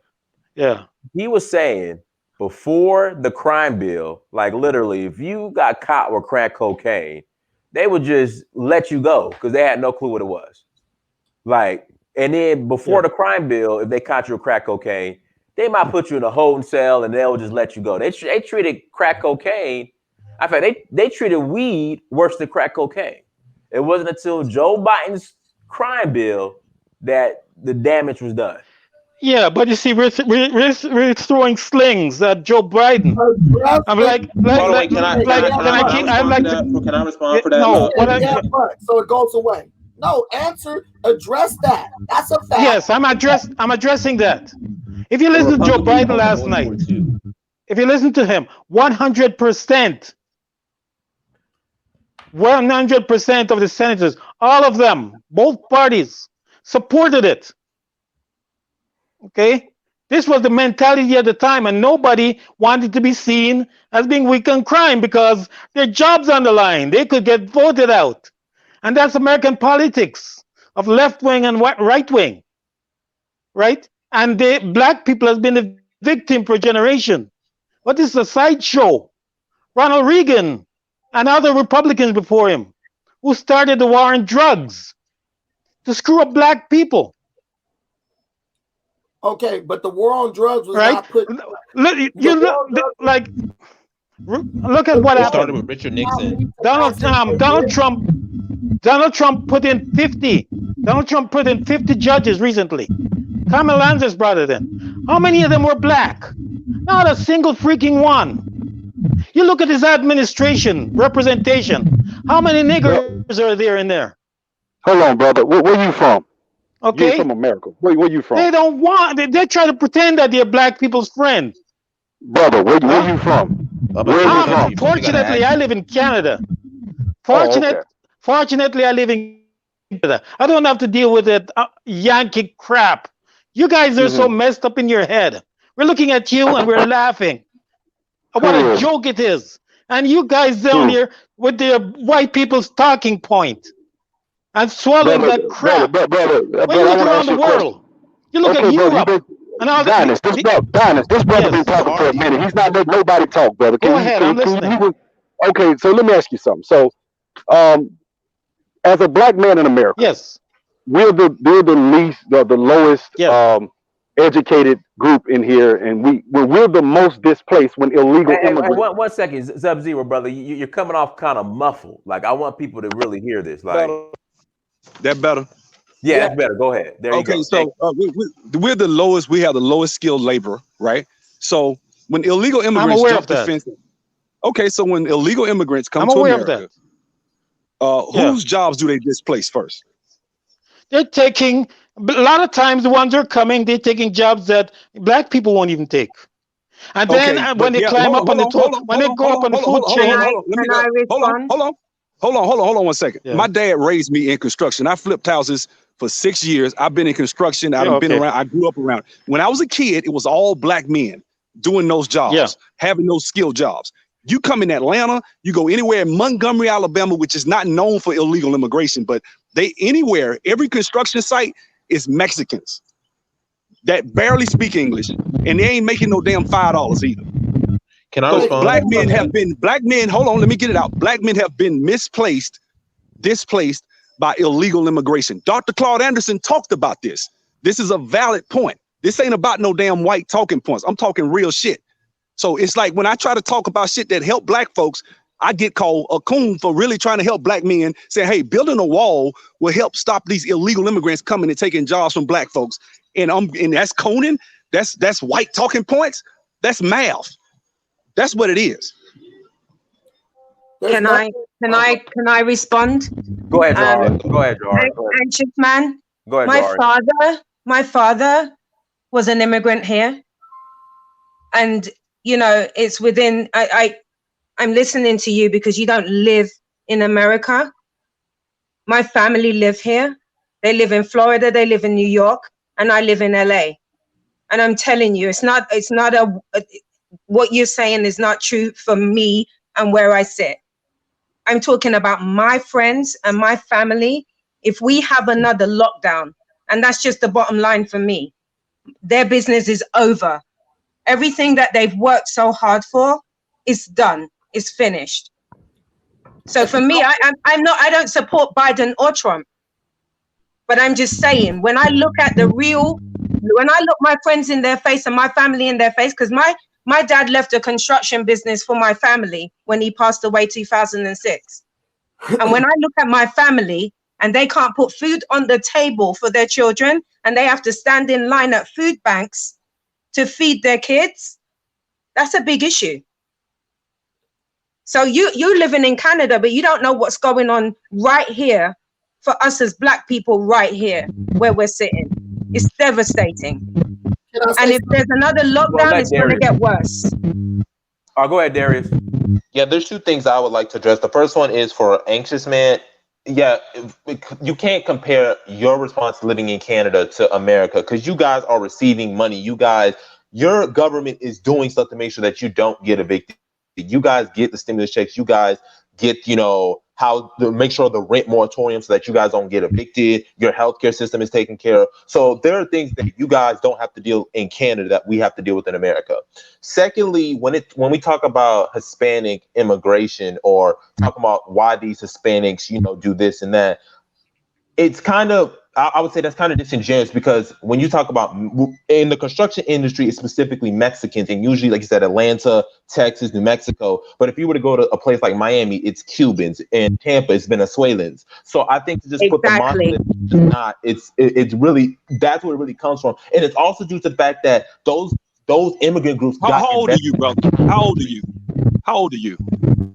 Were you on a construction site in like 87, 88? No, I'm only 20. Like I said, I just turned 20. I was going to construction sites in like 86, 87, 88. It was all black men. Do you think about it? There were people. My grandfather his dad was born as, my great grandfather was born a slave. Okay, I'm in my 40s. He taught his sons how to paint. They were skilled painters. My family is known for painting. Okay, now. My dad used to take me out there on these construction sites, and it was brothers laying the foundations, framing. Today, yeah, you can say that, but Alabama is actually, if you go on the population, in fact, Montgomery, Alabama is on the census list as one of the most densely populated black areas in the country. So this is 65% black city. and all the construction jobs are Mexicans. That was not the case literally 25 years ago in the 90s and on back. So I'm not saying that I'll have, you know what I'm saying? So what I'm saying is, yeah, in Miami, I don't know about Miami. I know about Atlanta. I know about Birmingham. I know about Montgomery. And they have taken over. Homewood up in Birmingham. They have taken it over because both parties wanted to get, I'm not just taking this as a Republican Democrat issue. I'm talking about what Dr. Claude Anderson talked about, saying you're going to get overran by illegal immigrants. They're going to replace you. So what I'm saying is, if I can see a way to hinder that or stop that or slow that down, that's what I'm talking about. This ain't about Donald Trump. This is about what's good for black people. When I was on here last time, I talked about borders. I talked about school choice for kids to be able to let the parents be able to pick the best schools for their kids. I know what's best for my kids better than some damn bureaucrat in some education system up that's pro-union. That I'm talking about real shit, tangibles. I'm not talking about no damn I like Donald Trump. I'm just talking about real shit. That's all I said. And it's just labeled Republican when I'm trying to help black folk. Everything I said, school choice, building a wall helps us physically. That's all I'm talking about. Then later on, I said we can come back and reassess in 4 years who we want to go with. But black people need to be able to adapt on the fly. So you know what I'm saying? That's the way I look at it. I don't think I don't like being called. I'm not a Republican, but I am pro-family. I'm for traditional marriage. I ain't for gay marriage. I'm not for a motherfucker telling me he want to let people push hormones on little kids and shit. I think that's illegal. Excuse my French. Excuse me. But I'm just saying, that's the type of stuff that I see. And when I see that, I go the other way. They ain't got nothing to do with me being a Republican. They ain't got nothing to do with that. Democrat. Darius didn't get okay. Right, anxious man. You guys missed. Darius didn't get to. You guys missed my point. But Darius, you guys missed my point. Okay, what I'm saying. Are you listening? Can I speak, please? Okay. I was listening. I've learned the importance of listening skills, and all the guys you have said, I'm fully aware of it. Now you mentioned about the difference between America and Canada, and not only Canada but Western Europe and major industrial country. Why the hell doesn't America have a system that can prepare to take care of their people in a pandemic? You have almost 12 freaking million black people about to be homeless. Can I say something, Dynas? Because I didn't get to say that. And they continue to disrespect and treat black people like crap. Can I continue? Why don't you move to America, bro? Why don't you move down here and make other countries? You got all the answers. Come on down here. This is not why we're on. This is not what we're talking about. This is not the issue. Let me anxious man. This is I'm moving to Africa. Anxious man. I'm this moving is to not. Africa. Go ahead and go there. Yeah, but so are we, anxious man. Am. This is not the issue. You're not listening. This is not the issue. This is not what we're talking about. We're talking about feeding and taking care of our families during a pandemic. Yes. You know what I'm saying? Like there is no way that if we have a second lockdown that we're going to be able to take care of our families. We are on the borderline. Okay? They can so it doesn't matter what way you want to look at it. We are on the breadline. We're on the breadline. And to sub-zero, it's the same in Florida. The construction business in Florida is overrun by the Cubans. You know what, Jahari? You know what, though, Jahari? I think that's what they want is for you to be dependent upon them. Because trust and believe, Donald Trump would send out a stimulus check right now, especially right for an election. I never received my first stimulus check because they ran out of money. I didn't even get the stimulus check because they ran out of money. Can I say something? I just want to say this. I just want to end this part. Listen, when Anxious Man talks about immigrants coming to do jobs that Americans don't, Black Americans don't want, right? Because when they say the thing, they say, oh, they do jobs Americans don't want, but they don't say jobs Black Americans don't want, because we would love a construction job or any job like that. What he doesn't understand is he's still stuck in the 1990s and the 80s. We're not competing any longer with immigrants per se. We're competing with them too. But now we're competing with the children of immigrants who are citizens now. When I was little, a bunch of Mexicans came into California. They birthed children who were automatically citizens. So everything that I ever wanted, I had to not only compete with other races, I had to compete with the children whose parents were illegal, but the children are legal. So now they're entitled to everything I'm entitled to. And as you see these children of immigrants now, they're doctors, they're lawyers, they're construction workers. The unions that used to be black, right? There used in the 1980s, there used to be any person who did drywall in LA, they were black, and they made $16 an hour in 1985, right? Since then, if you get drywall done in LA County, 99.9% chance that it's a Hispanic. That Hispanic, 99.9% chance he's a citizen and he is the son of an immigrant. So it's no longer a matter of immigrants coming to do jobs Americans don't want. It's a matter of immigrants came, had a bunch of legal children. Now those children are competing with us for jobs that we do want. So they came in on an illegal premise, right? And then their kids got grandfathered in. So now I got to compete with them. You live in Canada, you get government-sponsored welfare. Every month, any Canadian with a kid gets like $1,800 just for nothing. Hey, here's $1,800. That's not the way the United States works. The United States can't work like that because if Canada got in a major war, the first person they'll look at is the United States. Please, wait a minute. Let me finish. Please come help us. Please come help us because you guys are spending all your money on welfare programs for your population. Americans are earners. They like to compete and they like to control their own financial destiny. Your government. Let me give you facts. Financially, so they have to give you welfare. I don't want a $2,000 check from the government. I want to be able to make $10,000. I can't do that if we're constantly going in lockdowns and everything else. And so that's just the way it is. So your argument is baseless, basically. So basically, I'm someone who earned a six-figure income. Right. Okay. So I'm a high income. But you're not even from Canada. I found out decades ago my income level was in the top 10%, which was shocked me at the time. You're not from Canada. You're not from Canada. Where you really from? No, I wasn't born in Canada. Of course, I went here as a young man. Right?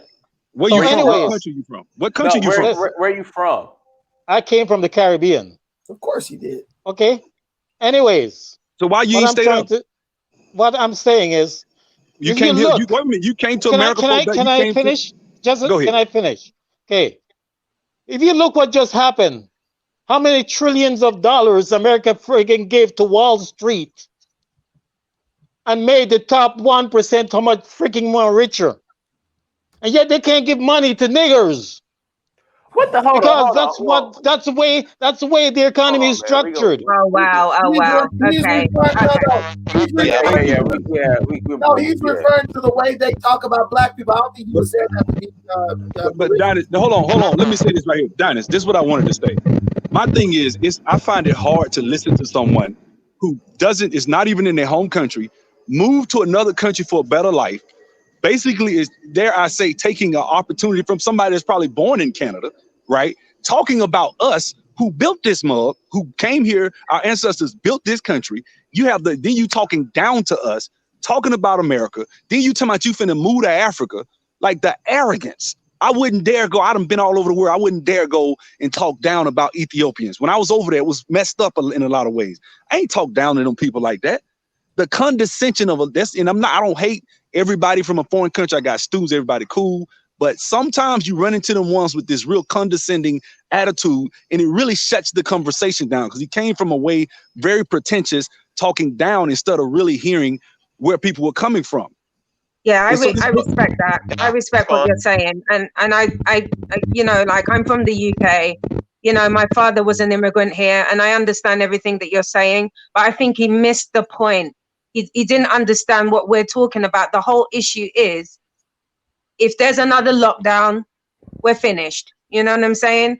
Even if we've got jobs and we're working remotely, it's going to change the dynamics of how we make money and how we survive as a people. That's my view on it. And go ahead. If you could listen, some person said, Brandon, you don't control shit. Control the virus is the fix for the economy.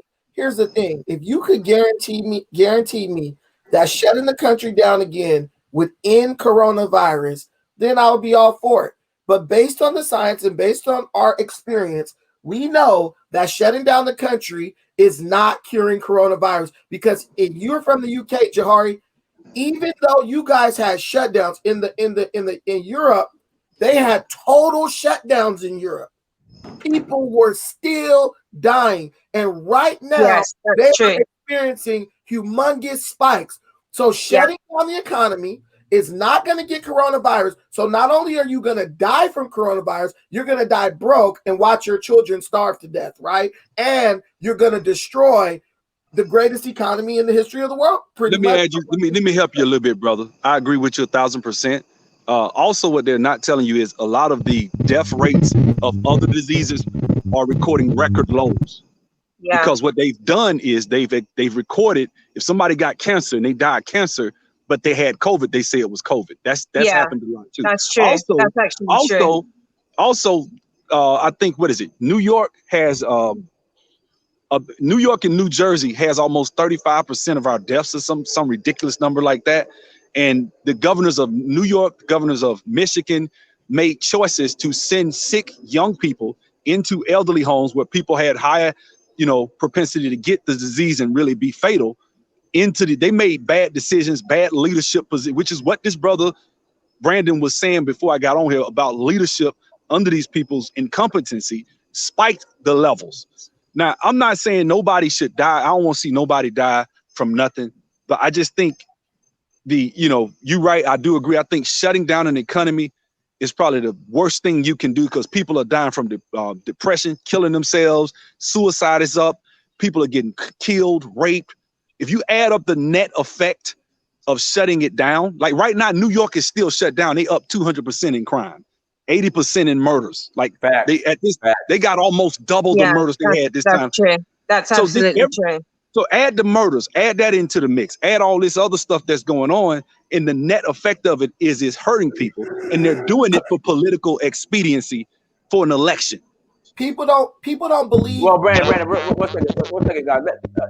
Darius, you sound real muffled right now, but Mike is crazy. Hold on. Is my sound right? No, you sound real muffled. Okay. Is it better now? Yeah, go ahead. Okay. I would like to address the person that got off, the person that we got off, and also when it deals with illegal immigration. I feel like this is something we haven't talked about in the elections, but we should emphasize more is foreign policy, because that does matter. Because, I don't like what the U.S. is doing in Venezuela and how they're putting sanctions on Venezuela, because that's going to lead to more. Venezuela, Darius, why you keep talking about your problem? No, the reason why, Brandon, the reason why I brought that up is because if you don't want these immigrants to come here, because they're going to try to find a way either way. They gonna come no matter what. They gonna come no matter what. It's not our problem, bro. You have to slow it down, because they're going to keep coming in mass. Because now, for example, when they invested a little bit more in the Mexican government, Mexican immigrants back. The majority of immigrants that are coming now are from El Salvador, Honduras, and Guatemala. So why are you talking about Venezuela? So do you want more immigrants to come here? Because Hey, Darius, man, you got your connection, brother. You got to. I just want to say this. I'll try to fix my mic. I want to say this. Look, black folks, y'all watching, I appreciate y'all. We are not calling any white person the savior of black people. What we are saying is we need to start looking at the policies and vote based on which policies are best for us. Nobody cares about Venezuela. Nobody cares about Canada, Mexico, none of that. That has nothing to do with us. If there's policies on the table that benefit you so you can get some money and get up out of here, vote for that. Stop trying. When you vote for Biden, you're thinking that the ship of America will get righted and sail a little smoother because you put in Biden. When I vote for Trump, I'm saying, look, Trump is deregulating everything, and putting more money into the economy, right? So that I can get a little piece, and I can further my interest in Africa. Well, brother, let me interject one thing. I think the reason you and maybe me or Dynas might not have a problem with that is because we have businesses and we're building something. So if you remove government regulations, like for example, the H-1B visa that he's hindering is going to help a lot of black people get into IT, which is what I teach. And I've had students when these visas go away, the prices are going to spike, and a lot of black people going to start getting jobs like they used to in the 90s when I was in college. Black people were getting jobs. That's what Kamala Harris wants to do. She wants to raise the limit on the HB1 visas so she can let all her Indian friends and family members into America. And where are they coming? They're coming in to take IT jobs. I said it on your channel before, Dynas. In Long Beach, there was no Indians in Long Beach. There wasn't even an Indian restaurant in Long Beach. Oh, well, one second. Hey, pardon my friend. You got to turn off the replay, brother. So she can let all her Indian replay into America. Oh man. Okay, go ahead. I'm sorry. There wasn't even an Indian restaurant in the city of Long Beach. Now, if you go downtown Long Beach, Dynas, they got a whole tech building. And when you go there, it's nothing but Indians coming in and out of it. Indian women pushing their kids down the street and stuff. Kamala Harris has already highlighted her agenda. She was the DA in California. So she's sending all her people into California to not only compete with the Mexicans, they're competing with you, right? So you're not even thinking about tech. You're not even thinking about jobs and where you're going to work for the next 30 years, where your kid's going to work. You know what you're thinking about? Please lock down the country so Joe Biden can save us from Corona. No one can save you from Corona. If Joe Biden gets elected, the same amount of people are going to die from Corona than with Trump in office. The only difference is Joe Biden is going to economically castrate you. And then when everybody realizes, wait, there's some sinister stuff at play here, he's going to say, uh-oh, SpaghettiOs. And you're going to say, dang, the Democrats did nothing for us. The same way when you know what, man, just to kind of, I remember back in 2016, Obama on his way out, the year they were having the election, said that some jobs aren't coming back. Mm-hmm. He said we need to get, in 2010, he said we need to get used to a high unemployment rate. These are quotes that he gave. So America is in decline. Remember that? So it went from that. Trump got in. We saw a lot of boom. Now he wanted to take credit, right? So it's like, that's the funny thing. And so I was actually going to do a video about that tonight. I'll give Obama credit on one thing. I'll give Obama credit because I'm a registered Democrat because I voted for Obama twice. I'll give Obama credit on one thing. Obama did tell you that you need to start getting the education you need to pursue tech jobs, right? But what I know is what a horse knows. Most black people do not pay attention to instructions given to the population from the White House. Not very many people in this audience have a tech job, but many people in here are going to vote for Biden. So they're literally voting to give away their job because the only thing they can focus on is the only thing that the Democrats want them to focus on is racism. You're never gonna end racism. So why do you keep on like that? Hey, hold on one second. Darius, you gotta get a new mic, bro. Darius, get a new mic, brother. But yeah, so that's the one thing you want to focus on. And guess what? You can keep on looking at that, but you can't see the forest for the trees because that ain't got nothing to do with your ability to feed your family. What got something to do with that is we need to slow the transition from fossil fuels, right? As long as you do that, you still can make a little money because you still can go get a job at an oil refinery, or you can go work at one of these contracting companies that deals with oil and different forms of fuel. You can still go get a job on the pipeline out in South Dakota. Brothers is out there working, making good money out there in Wyoming and South Dakota and stuff. We have to protect the jobs that we have. We can't operate based on the way we wish things were. We can only operate based on the way things are. Joe Biden is trying to sell you a dream. He don't know what he's going to do. That's why when Trump asked him what's his plan, he's regurgitating things that we're already doing. You talk about controlling the virus. Somebody said, "Oh, we got to control the virus." What did Biden say? How he was going to control the virus? Encourage people to wear masks, social distance, and plexiglass in businesses. We already doing that. So he has a plan. Okay, George, so go ahead, George. I just want to make a point, and then I'm going to have to jump off. Look, I don't support Biden or Trump. But as a person that has family and friends that own business, a lockdown's just going to take everything that they've worked for. It's going to be done, and that's my final view on it. I don't support Trump or Biden. I've got lots of reasons why. Yes, I am an immigrant. I'm a child of an immigrant that came here, that was in the military, that went AWOL. And yes, but I'm also a citizen, and I've got the right to vote. But I don't agree with any of them. You know what I'm saying? What I want to see is that my friends and family do not lose their livelihood that they've worked so hard for. 30-something years is a long time to be here. You know what I'm saying? And then lose your business just because the government or politics cannot take care of its people. And in terms of like stimulus checks and all of that, okay, I work here and I pay my taxes, and I still don't have the first stimulus check because they claim that they've run out of money. So, and they're talking about doing a second stimulus check. So it's apples and pears. It's not gonna benefit us as a people. We just have to be diligent as to what decisions we're gonna make this election. That's my final view. Donis, can I bring up something, please? Back to the main point. Joe Biden, I'm going to quote Joe Biden from last night's debate. He said the expectation is we'll have another 200,000 Americans dead between now and the end of the year. If we just wore these masks, the president's own advisors have told him we can save 100,000 lives, right? So we're still going to lose 100,000. And we're in a circumstance where the president thus far and still has no plan, no comprehensive plan. That was Joe Biden's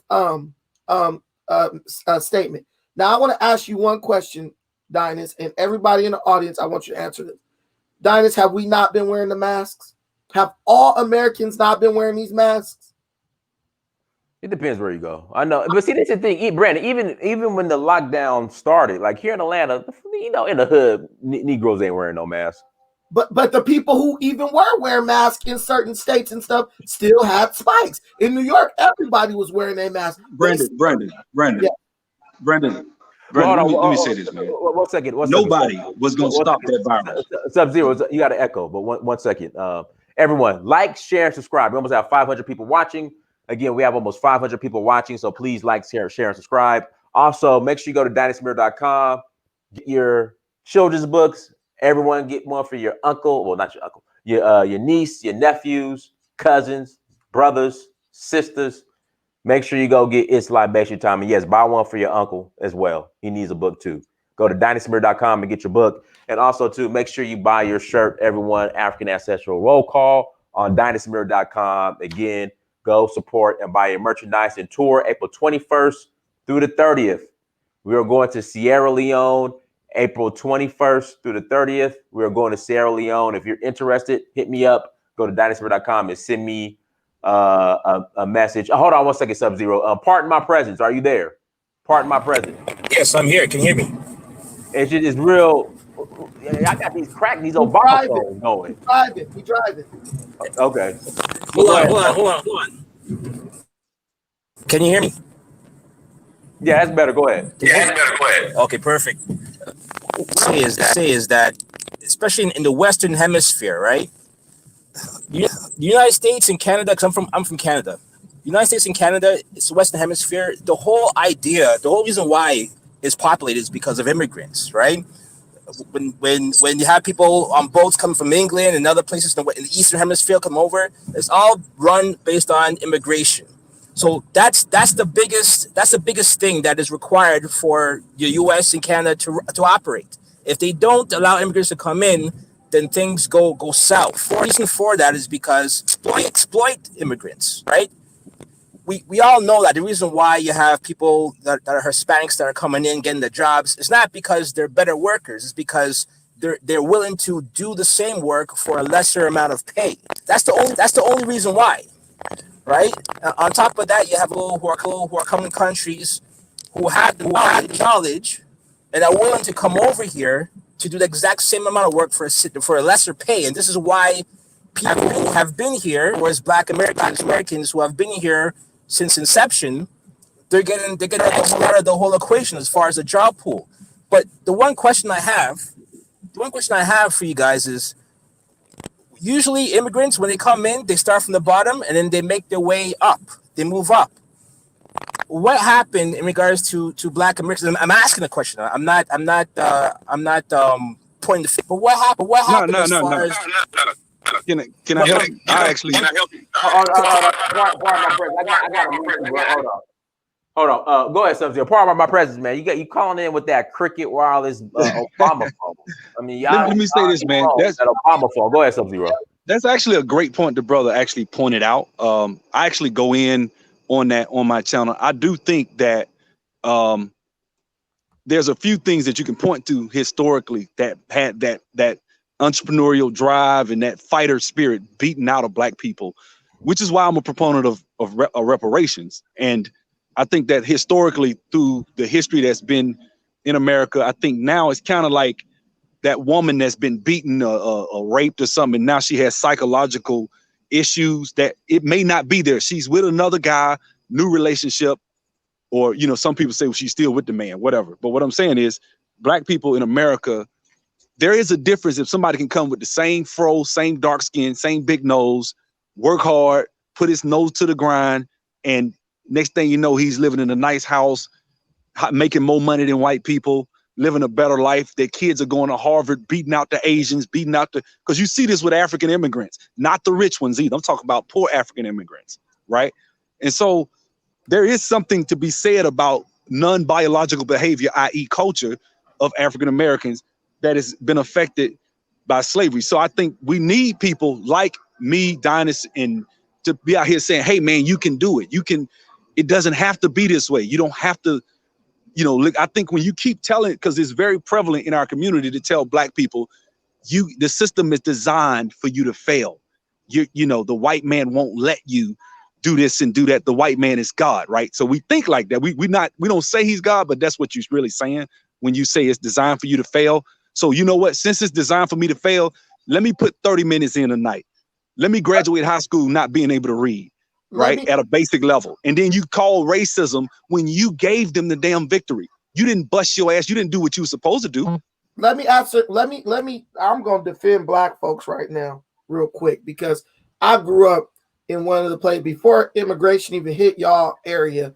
I was growing up in California, where this was ground zero for all this immigration from Mexico and South America. Let me tell you why Black people didn't do what the immigrants did. Because when you went to school, you woke up one day, you going to school that's supposed to be for you. You're American. All of a sudden, the resources that's allocated for you, your mom and daddy going to work, they tax money paying for you to go to school and learn. All of a sudden, you go to class, you can't even get all the attention you need, because suddenly we got to open up the ESL class for the little Mexican kids, because English, they don't speak English. So now the school's resources got to be split to go teach them English so they can learn. Now, the help you need, you Black, you get neglected. You get called retarded, stuffed in special education. You get neglected, and you can't get help on your work, because the resources that are meant for you in a Black American are now split between the Cambodians who don't speak English, the Mexicans who don't speak English, their families. The school lunch that's meant for you has to be cut in half, because your resources got to go to help them. Black people were disenfranchised by immigration. Immigrants came to America. The white folks didn't let them in their schools. They stuck them down in our schools. So we didn't get everything we were supposed to get. We didn't get. Well, how did they leapfrog us? Even everybody that's at the bottom, we at the bottom of the bottom. How did they leapfrog us? Now let me tell you how they leaped. I'm gonna tell you how they leapfrogged you. Because that little immigrant boy who was going to your school, his daddy had a skill when he came from Mexico that he taught him. So when you left school with your education, that was half of what it should have been because you've been splitting time with them. His dad could teach him how to swing a hammer. His dad could teach him how to lay drywall, how to pour concrete. Your dad's in jail. Your dad can teach you nothing. So you left school with half an education because you had to split your resources with him. And then on top of that, he had a skill from his daddy who was okay. So I see that point. Now let's say you graduated 18 years old. You have no skills. Are you saying that if I come back in 20 years and you 38 years old, you still that same little uneducated black kid with no skills? Is the system's fault at that time, or is it your fault for sitting there 20 years, not saying, "Damn, let me go get me some skills"? I mean, because hold on, let me get the point. Let me get this one point out. It's almost as if black people are children, and if somebody doesn't come and come on, here you go. Now go get this skill at the community college. Now you got to understand, this is how you save money. This is how you open up a bank account. Like basic shit like that. That is embarrassing. I think we can function on our own. We don't need nobody like white liberals coming in our communities trying to do this for us, which is what they're doing now. Because that shit is embarrassing to me when I see white liberals giving us stuff. It's humiliating. Let me tell you what these black boys are dealing with, because I dealt with it. Okay, you're going to go to community college. You're going to play football. You play football in high school and you go to community college, get your education. Well, there's only one problem. Every time you walk out of your house, you got to take a gun with you because the Mexicans are killing black people in your neighborhood. Happened to me. My friend got his brains blown out in front of a Taco Bell right across the street from a police station, which sat directly next to our school, right? You know what we did? We strapped up because we didn't want to die too. Well, going to the store one night, boom, pulled over. Oh, let's illegally search your car. Boom, you got a gun charge now. Well, I only got the gun because the Mexicans is, when they see us, they shooting on sight. They're going to kill us. This Long Beach, look it up. Now you got to be a soldier, a student, and somehow feed your face, feed your body, right? Because a bunch of immigrants who could kill a black person and run over back to Mexico, assume a new identity, and then come in here with a license to kill. And if you don't be careful, you're going to be the person who gets killed. We have it stacked against us, and the Mexicans came in already ready to eradicate us. Now I'm with you on the Mexicans. I'm with you 1,000%, which is why I'm for the wall. So I'm not gonna speak down or nothing and tell black people, well, why didn't you do this? Why you didn't do that? Mexicans put green lights on black people every day in California. Hold on. I believe individual responsibility can be preached to black people. This is from when you're a kid, bro. When you're 14 and Mexican grown men are jumping over the fence to your school, fighting you, trying to stab you and stuff. What do you mean individual responsibility? School is supposed to wait a minute. Whoa. So if that's the case, then you're really beating yourself in the foot, because you also said earlier that people burning down businesses. If that's the case, that's the energy that when somebody gets frustrated, burns down a black business, you say, hey man, that's wrong. You can't tell me how to be upset. You can't. It's almost like, so you a child for the rest of your damn life because of some shit that happened to you when you was in your neighborhood. For the next 50 damn years while you on this planet, you got to act like you a damn animal with a damn IQ of 10. And can't nobody tell you, hold on. Because I listen. Can't nobody tell you, hey man, there's a better way. I grew up with, most black boys grew up in situations like that. I grew up with drugs and surrounded by all that shit. We all did.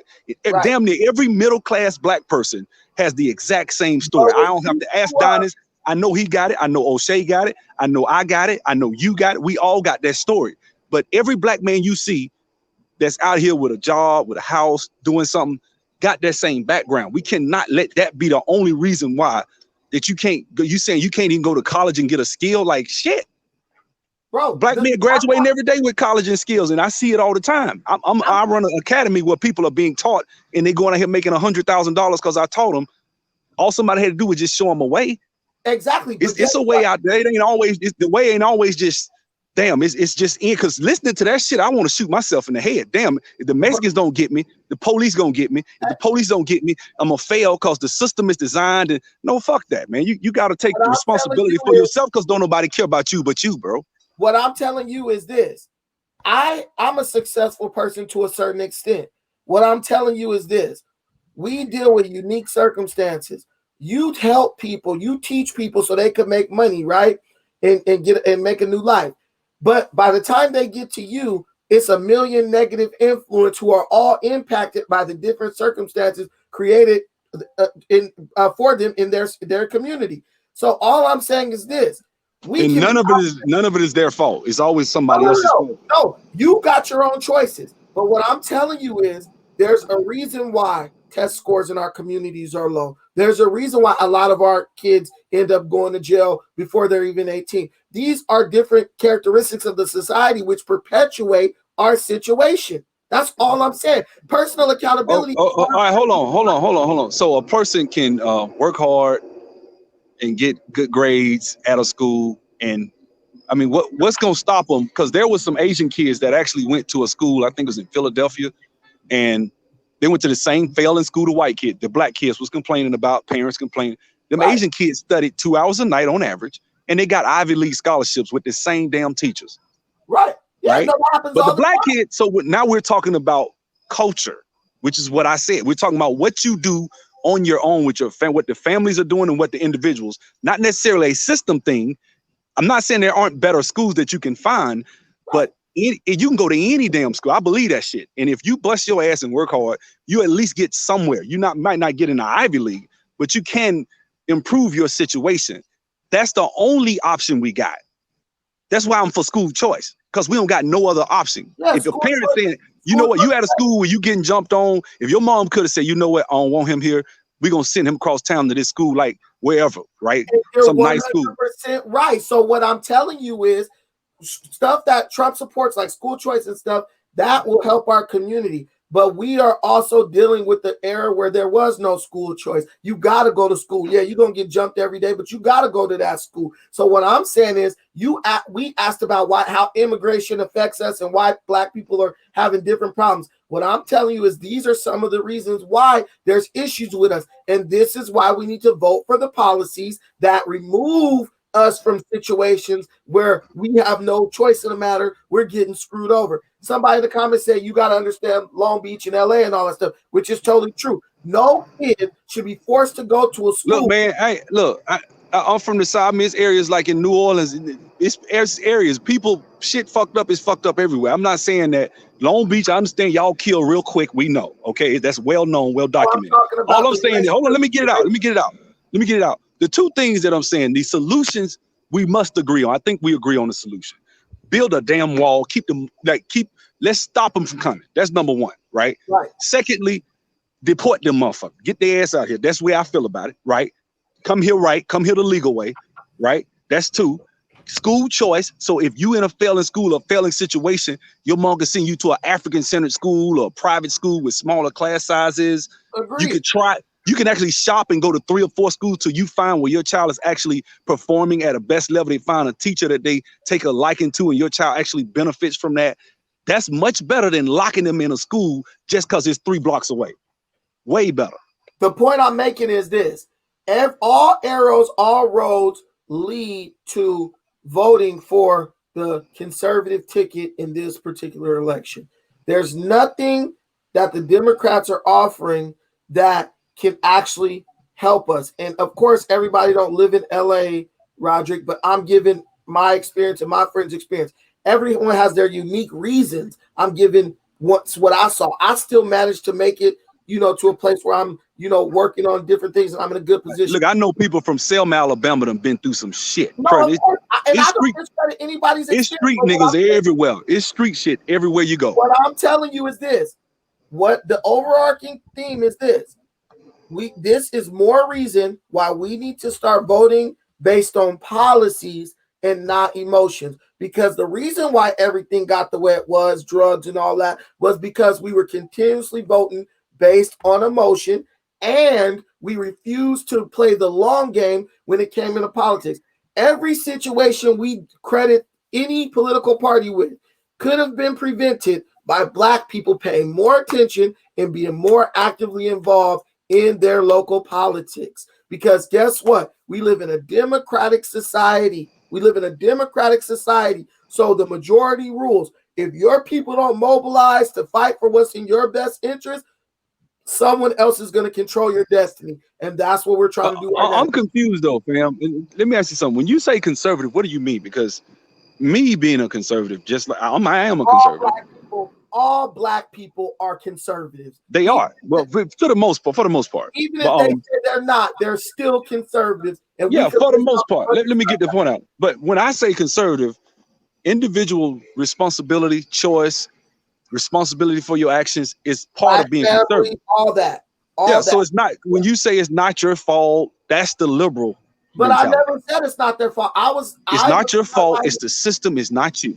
I was highlighting a specific set of circumstances that I'm sure different people in other places of the country also experience in their life. What I'm saying is we were addressing immigration, and I was talking about how immigration negatively impacts your experience as a black person in California. That's all I was talking about. I'm not absolving people of their personal responsibility. At the end of the day, if you're getting shot by a Mexican, it's your mama's damn fault for not working hard enough to get you out of a bad neighborhood. That's her fault, right? If somebody get killed in Chicago, why are you raising your kids in Chicago? You know it's a war zone. Get out there. Well, hold on. See, that's where we can actually agree, brother. Yeah. Listen, my mom, let me say this. My mom did the best she could. She made bad choices when she was young. My parents were married, so they had a better financial situation. My dad had a real skill. We lived a comfortable life. They got divorced. Times got hard, right? Mm-hmm. But that being said, I don't blame my mom per se. But if somebody had to say, why were you at this place where I done got in fight. I got plenty of damn fight. Motherfucker just slapped me for nothing one time. I'm fighting like, who the hell is this? Like, who is this dude just slapped me for nothing, right? So as I'm doing that, I'm thinking, damn, I'm in an environment. I don't want my son in that situation. I'm not going to. My mom, when she was raising me, was like, when your kids get up, you don't want them growing up like you did. So you need to get your education. You need to do this. You need to do that. I wasn't the best student, but I worked. When I got older, I figured it out. Right, I was the black sheep, so to speak. But all four of us went to college, got an education. I'm probably the lowest earning person between me and my other sister. We the lowest two earners in the damn family. The other one's making well over two something, right? But that's something that my mom instilled in us. But we all came from the hood. But one thing I noticed is I used to get in a lot of fights for like having starched clothes or keeping my hair cut twice a week because my mom worked at a beauty shop. Even though you're in the ghetto, and I guess this may not be for you, but for somebody else, even though you're in the ghetto, you do not have to be of it. You can also, you know what I'm saying? Certain people, you see them and people would see us and think we from the rich side of town, and we're not. I got on $30 shoes. I live in the ghetto. Yeah, so that's what I'm talking about when I was growing up. Even though I lived in the ghetto too, what I'm saying is when I was growing up, it was a lot of times where people would assume certain things about us because we carried ourselves and conducted ourselves, even though we spoke a certain way, the way we would talk, the way we would carry ourselves. You know what I'm saying? I think that's the altitude. Says attitude reflects altitude. Your altitude in life is determined by your attitude. When you know what I'm saying? The Bible says, make me faithful over small things, you be ruler over many. So when you was just in the ghetto, you don't have to be there. You don't have to be, just because you around people, gangs and drugs and shit, don't mean you have to succumb to that shit. You can come out, and most black people do. Most black men are not thugs. Most black men don't sell drugs. Most black men ain't out here shooting and killing and raping motherfuckers. They not. But most black men aren't doing all that stuff. But most black men do when it comes time to dictate their political future, double down on emotion over facts and go vote against their own best interest. So what I'm saying is you can have all the degrees, you can have all the success, and then get in that ballot, that booth, that voter booth, and do something that's going to set you back the next 30, 40 years. So I agree. When you look at go look up how many people get struck by lightning in America a year. Right. It's 85. Yeah. Then look up how many unarmed black people get shot over the last 5 years on average. Unarmed, even though and I'm talking about by the police. Not that that's a good thing, because I do think they need to change the police. Okay. Not a friend of the cops at all. Don't get me twisted. But that being said, you got more of a chance of getting struck by lightning than you do getting shot you see what I'm saying? But I've had people tell me, you can't even, people talking about they don't even like going outside because they worry about police. Listen, we got to understand something. White people make up those numbers, and I think we're getting off base. But the point is, the debate last night really made a distinction between the two candidates. Everybody is going, name call each other. Black people, we gonna name call each other because you support Trump or you support Biden. What I'm saying is support yourself. Anytime you have a situation where somebody is, one, economically castrating you, two, selling you false hope that they're going to be able to cure something that nobody can cure, three, sitting up telling you that your identity is not existent if you don't vote for them. I think people need to sit back and take a long look and vote based on, your future and your kids' future, whether you agree or like the way the person carries themselves. The way Trump carries himself is not gonna put food on your table. The way Biden carries himself is not gonna put food on your table. Biden talking about him growing up in Scranton, Ohio, is not gonna put food on your table. Biden talking of all this stuff means nothing. Everything has to be about the policies, and I just think that the policies that Biden is highlighting, which are none, because every time he was asked about specific policies, he just smiled and looked into the camera and then looked down at his notes. He has no real agenda for the future. Vote for having the future. Vote to open the economy back up. If you look at the coronavirus, CNN had a rolling list of all the people who died from the coronavirus. So I was watching it real close. You got people 90, 80 years old. The majority of the people is like in their 80s and 90s. And we already know that the hospitals and stuff were lying about the cause of death for people so they can get money from the government. So coronavirus has been highly politicized. I was in Africa. Nobody was worried. Which is why all other deaths have went way down this year, which is a lie. Hey, like all other deaths are down now. I was in Africa. One second, Brandon. Hey, Rick, go ahead, Rick. Hello. Rick. Hello. Yeah, go ahead, Rick. Can I be heard? Am Go I ahead. coming through clear? Yeah, you're clear. Okay, cool. My situation is a simple one. Just have a simple input this evening. I'm an independent voter. So as far as Democrats, Republicans, I see good and bad in both, and I can acknowledge good and bad in both. Brandon, you are, to me, you're more concerned about being perceived as right instead of getting the issue right. In many regards. I'm sorry. Name the issue. I don't know what issue you're talking about. Like, for example, something simple. When the guy before brought up the issue about Donald Trump and the discrimination, housing discrimination, you were so concerned about defending Trump that you threw the whole black race under the bus by claiming you went the Section 8 people. You grouped everyone who could have possibly on Section 8. Huh? Every black person in America is on Section 8. That's the position that you. I'm not. That's the position that you took. Wasn't that your? Yo, Brandon, let me finish. Brandon. That was your response to his accusation that Trump had the policies against discrimination against colored people, and you went on a diatribe about how Section 8 people come and mess up your place. So you group everyone who could have been possibly grouped in that transaction, or that's class action against black people as Section 8 people, and you defended the most lowest grade of our community. And for me, someone who sees black people in that regards, I mean, you're not necessarily the person I would look to for someone to defend me if this is how you're going to view me in terms of some racial discrimination. So Rick, let me ask you a question. Wait, Rick. No, wait, Sub-Zero, you got to let me ask him the question. I want to ask a question. You can ask him. So answer me one question, Rick. Answer me one question. Certainly. How does what Trump did concerning Section 8 decades ago impact your future right now? I didn't say that. That's not my point. Oh, I'm totally. Something of the past. You're bringing up something of the past. So who's really more concerned with being right? If you're bringing up things that have nothing to do with nothing. You asked me to give you a point where you're more concerned about being right instead of getting the issue right.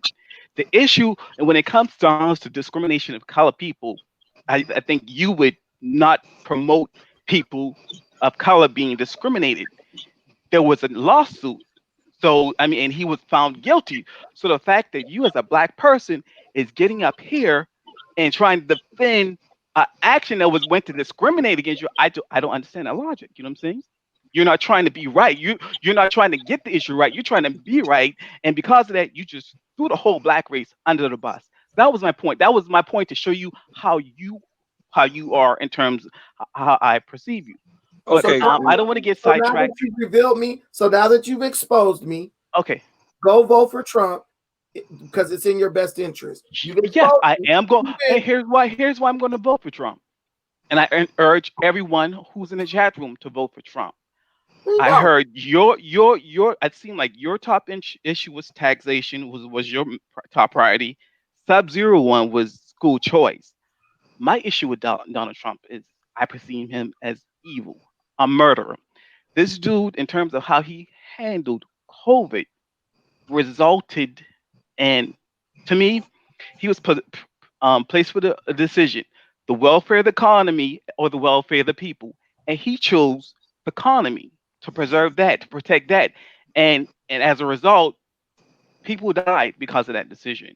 Okay, And for so me, China is not I responsible. cannot. Yeah, let him finish. Let him finish. Go. Let him finish. I For just me, want I cannot entrust somebody with that type of thinking as president. I cannot vote that person back into the office.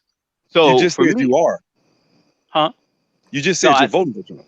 no, I'm not voting for Trump. No, I I Oh, thought okay. you encourage just said you everyone were in the voting you for room. said, hold on, Rick. You just said you're voting for Trump. You No, I did. He said I'm did. not voting for Trump. No, You Okay, said well, you were let voting me for say Trump, this. Let me sir. say this because I've been wanting to say one thing for a while. Let's be no. honest, man. The coronavirus was gonna happen.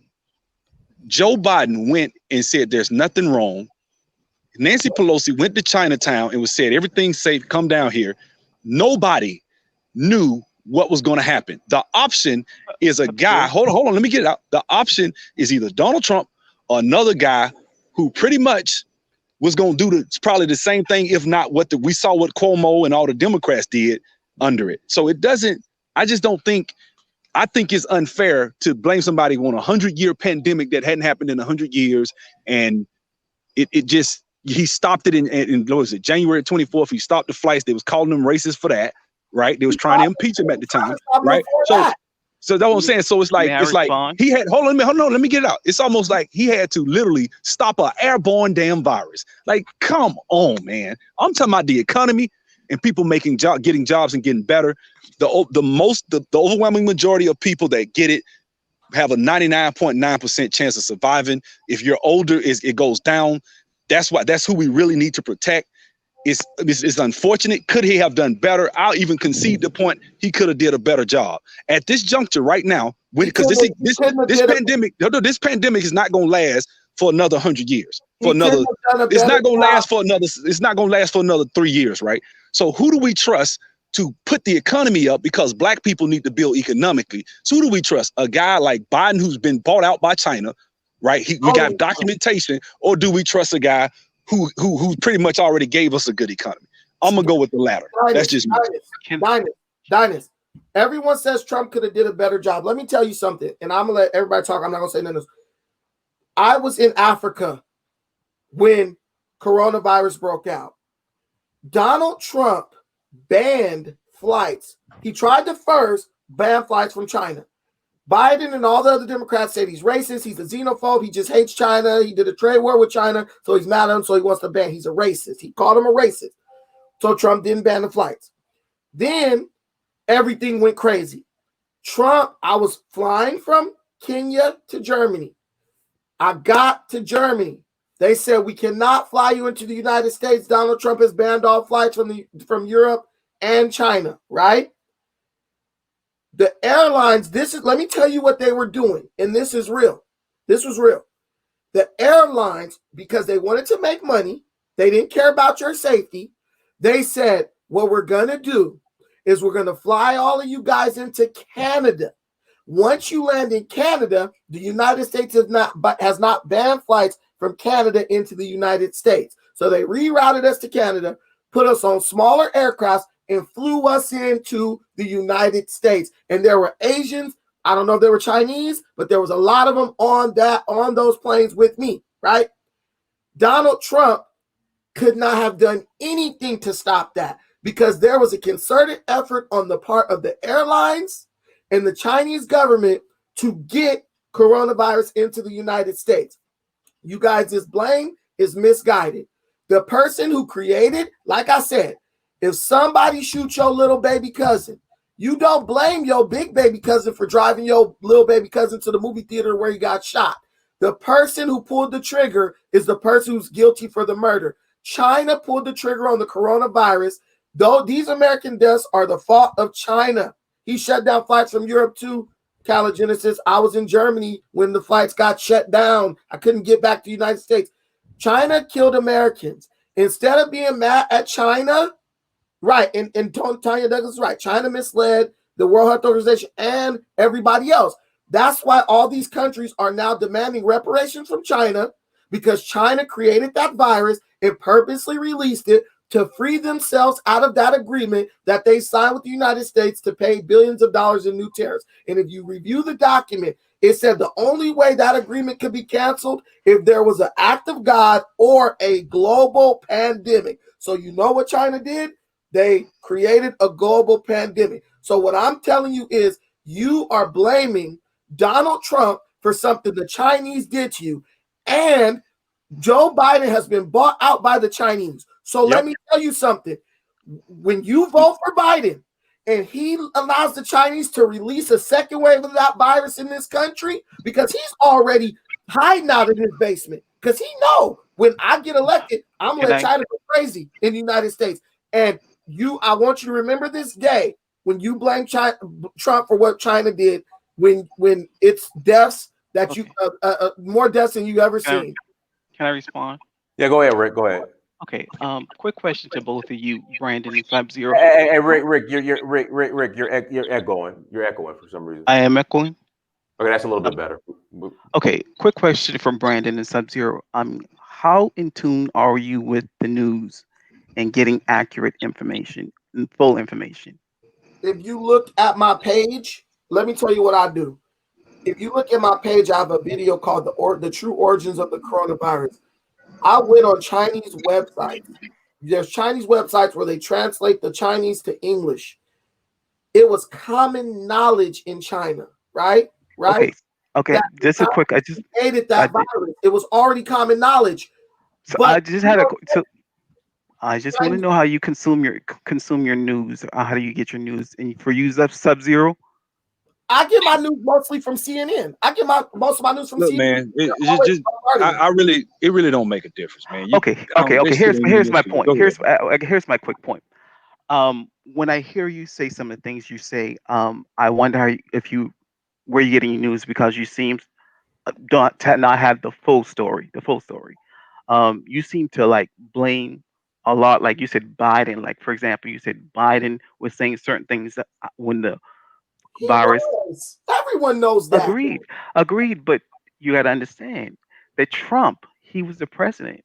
He had inside information in terms of the virus, and we know that in early January, he was already forewarned by his national security team. Because you're talking about the recording that they had a month ago that they played on CNN, where they were saying, he said, I know it'll be bad. I don't want people to panic. And so because he said he don't want people to panic, they saying that he knew that it was going to kill all these people and it was going to do all this. And he just sat there. That's what it is. Right. And that's not what he did. Bro, you wait. That's not what Trump did.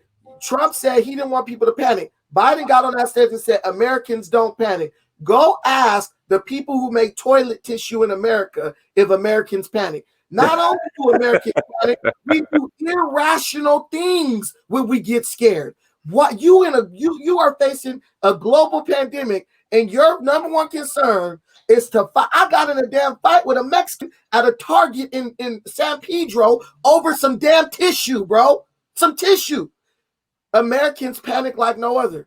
And Donald Trump was not about to sit up and yell fire in a movie theater so Americans could go crazy. Do you know that in America people have guns? If you tell people we're all gonna die, this is coming. people gonna start killing people, bro. We have armed society over here. So But Brandon, that's an old trick. That's an old trick, Brandon. Remember in 9/11 when the dude came and whispered in his ear that he just hit the first World Trade Center? He sat there looking crazy, but he was trying to read a story with the kids. Then a few minutes later, he got up. Michael Moore took that clip, put it in Fahrenheit 911, right? So see there, he's sitting there. Why is he sitting there while the towers are burning? Like he said that, but then they went back and asked the teacher, and the teacher was like, after it happened, I talked to some of the people. He didn't want to run out of the room and scare the kids. He was sitting there. People kept coming in and out. But the clip you saw, because you got to understand the media, Trump is an outsider. He's not. The Republicans don't like him. The Democrats don't like him. The media don't like him. So if you watch CNN and say he had foreknowledge, anybody that tell me that, I shut down. I don't even want to hear what they got to say. So in that note, I'm going to have a good night. I got to go play with my little boy. Y'all have a good one. Thanks, Dinas. I'll hit you up tomorrow, bro. Have a good one. Right. You don't understand the concept of dignity, Dinas. That's our problem. Black people, soon as something happened, we jump and let me tell you what I'm talking about. We got the issue with the stuff in the Gambia right now. People didn't like what was happening there. They didn't go and handle it with grace and dignity, Dinas. They went and threw it on the internet and caused a big old commotion, and nobody knows what happened. Just people was up there reactionary. Black folks are reactionary. When you're a person who's in charge of a country with nuclear missiles and everything else, you cannot be reactionary like that. George Bush not only sat there, he finished the story.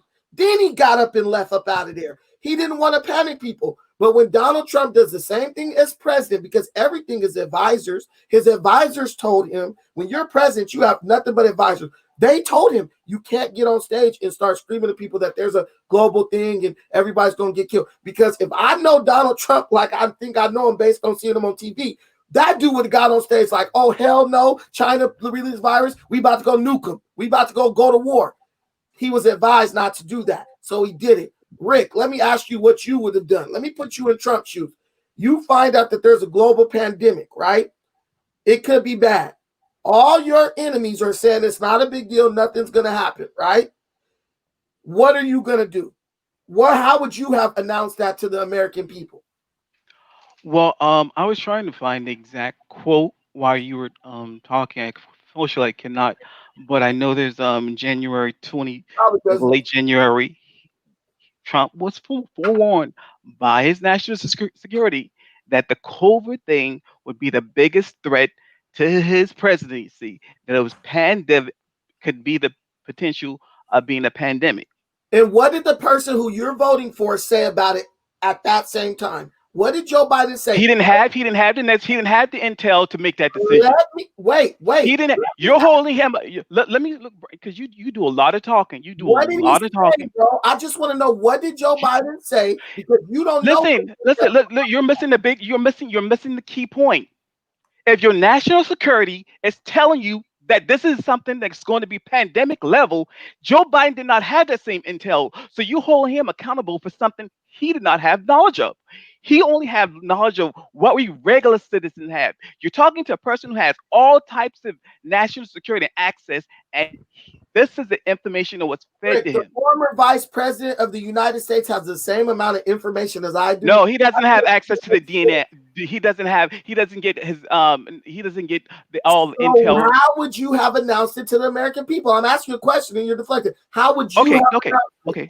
So if that were me, I would have taken the threat seriously, and I would have forewarned put everyone on notice that this virus is serious. And when we had just one, like he said, one or two people, I would have closed off the government like he did. I would have find everyone, start doing contact trace while we had like 20 or 2 people with the virus instead of letting it. You don't think that Donald Trump was doing that in January? He didn't do it. He didn't do that, and he didn't do that. I know you don't watch the news because you. Calm down. It's clear. Calm down. No, because here's my issue with you, Brandon. Here's my issue with you, Brandon. You talk like you know everything. Brandon, let him talk, Brandon. Let me get it out. You talk like you know everything, and you don't know everything. That's why I asked you, where do you get your news from? Rick, how many cases of COVID-19 were in the United States in the month of January? I think Donald was like 1 or 2, or it could have been like 20. There were Okay, zero. okay, okay. So So Brandon, wait. Let me just say this. okay, go ahead. So there's 0 cases of Okay, COVID-19 in America, right? okay, There's 0 okay. cases. All So right. Anthony Fauci at this time, we can pull up the video. This is in January. Is telling people this is not a big deal. It's like a flu. It's going to pass over diners. You probably remember that time when Fauci said that. So This is in January. This is in January, Brandon. Fauci said that. Okay. Wait a minute. Calm down. Okay. Calm down. No. Listen. I'm listening. Chief medical advisor, the guy who black people didn't even know existed until this year, but they talk about how amazing he is, said this is not a big deal. It's like a flu. It's going to pass. This is what Trump's chief medical advisor said. But you're going to tell me that he had intel about how serious this was, but his chief medical advisor, the guy who we're all listening to now, told him this is not a big deal. It's like a flu. So you're going to have to get your story straight. Either he received information from Fauci saying this is not a big deal and it's not it's like a flu, because that's what Fauci said on TV, national TV, or he received intel saying this was going to be the biggest threat of his presidency. Who is he supposed to listen to? His chief medical advisor, who you as a liberal listen to right now. His word is God, is the word of God. Or listen to these people who you don't even know, who people are saying told him. That's just hearsay. But I know that Fauci was on TV in January when there were 0 cases in the United States saying this is not a big deal. It's like a flu. It will pass. Pelosi was in downtown, in Chinatown, in San Francisco, come out to the party. And even in the month of late February, there were still only like 7 cases in the United States. So based on 7 people getting sick, right? That's like we supposed to shut down the economy. That's like saying if 2 people got AIDS, we should ban sex all over the United States. You can't do that, Rick. I know in your liberal mind, killing an ant with a sledgehammer makes sense, but you don't have the information. You get your info from MSNBC. So Brandon, you sound crazy on here talking about what Trump, the president, should do when you are not president. Brandon, first of all, you got body, bro. There's nothing you could say. First of all, I'm not a liberal. I'm independent. And whatever again, you are, there were 0 cases in January. Brad, let him go ahead. So, first of all, I wouldn't trust you if your town came notarized. You are misinformed on the facts, on the specifics. You said something. You made a statement about Fauci. Said that the virus would go away in with this player. Fauci's never talked like that. Only Trump has. Only Trump has. Okay, you made a couple of statements. I'm going to go ahead and I'm going to fact check you.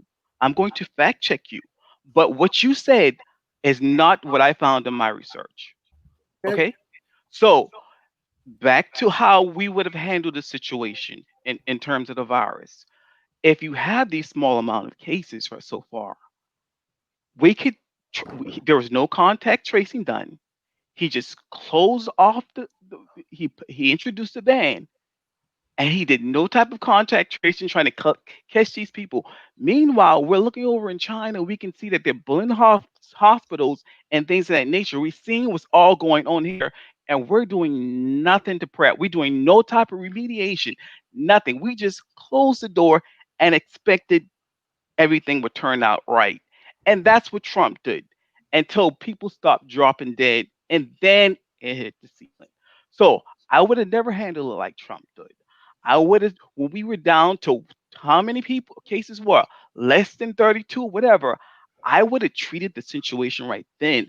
I wouldn't wait till we get a house full of roaches. I would have tackled when I had 2 or 3 roaches, is what I would have done. Okay. Hey, Crypto Black, go ahead, Crypto Black. What's going on, man? Thanks, Donnie, for letting me on the show. What's up, Brandon? What's up, Rick? Yeah, man. I'm inside Jersey, so I'm gonna let you know the real deal. And just like Brandon, I was actually in Africa. I was in Senegal when it would start going crazy. I mean, not crazy, like they just started talking about on the internet about coronavirus. And I remember flying back. And when I got back, I get local New York news, and the Brooklyn president, the health, I think the health administrator or whatever, the mayor of New York, Cuomo, all of them, they all was people would stop going to Chinatown in New York. People was chilling out. And all of them was like, no, y'all being xenophobic, y'all being racist. Inside New York, we're tough, we're strong. I'm watching from local news, not national. Nobody with agenda. I'm watching local news. They encourage people to come from Brooklyn and everything on the train down to Chinatown. They sit down. They was all sitting there eating at restaurants and everything. And they said, hey, this is fine. You come down here, it's no problem. This was in This started happening in February. What happened first? And this is where I'm starting to get pissed off. You know what I'm saying? Because everyone said, "Oh, Trump didn't say anything about it." Blah blah blah. It's documented. You can go look at it. The first week of February, in the State of the Union address, Donald Trump said in the State of the Union address, "We're looking at," and this is the first week of February. We're looking at a virus, spread virus inside coming from China. That's exactly what he said. Everybody else is more worrying about Nancy Pelosi's gestures behind them, ripping up everything, and wasn't taking it serious. People was making jokes. If you want to look it up about coronavirus, one girl was pouring Coronas down the damn sink. Thought some, you get the coronavirus. Let me pour it. Everyone was thinking about it. It was a joke. And they were saying St. Patrick's Day. We're going to have a good time inside New York, St. Patrick's Day parade. What Trump did, he said we're going to let the states, by state, and the local governments take care of it. I'm gonna do state by state. New York and New Jersey, where everybody inside New York was catching it and was going crazy because Cuomo, what he did, he sat there and let those people in the old folks' home go back from going from the hospital back to the old folks' home, and it spread like wildfire. People right now on our local news, not CNN, MSNBC, or Fox, are right now protesting. They're pissed off at Cuomo. Was out there having a demonstration the other day about how he treated with the old folks' home. And you know, most of the deaths was in old folks' homes inside New York and New Jersey. A lot of people start coming from that was sick when the hospital got filled up inside New York. They start coming over to Jersey, and that's how we start being crazy over here. So if you want to fact check and look it up at the State of the Union, he addressed it. That was the first week of February. And I welcome anyone and everyone. Now, for Black people, I agree everything with Dinus, Brandon, Sub-Zero said. It's that simple. We have got to start voting our interests. If we don't, we have done it over and over and over again with the Democrats we give them a half a century. We're still at the bottom of the bottom. So either we start switching some stuff up, or we can sit back and just complain all day about where we at now. But those are the truth with COVID right there. Hey, wait, let me, Dinus, I wish you could post this from the private chat. I put it in the private chat. This is exactly what Fauci said. He said, Fauci said, obviously, you need to take it seriously and do the kind of things the Center of Disease Control and Prevention and the Department of Homeland Security is doing, right? Which was when Trump started setting up the checkpoints in the airports. But this is not a major threat to the people of the United States. And this is not something that the citizens of the United States right now should be worried about.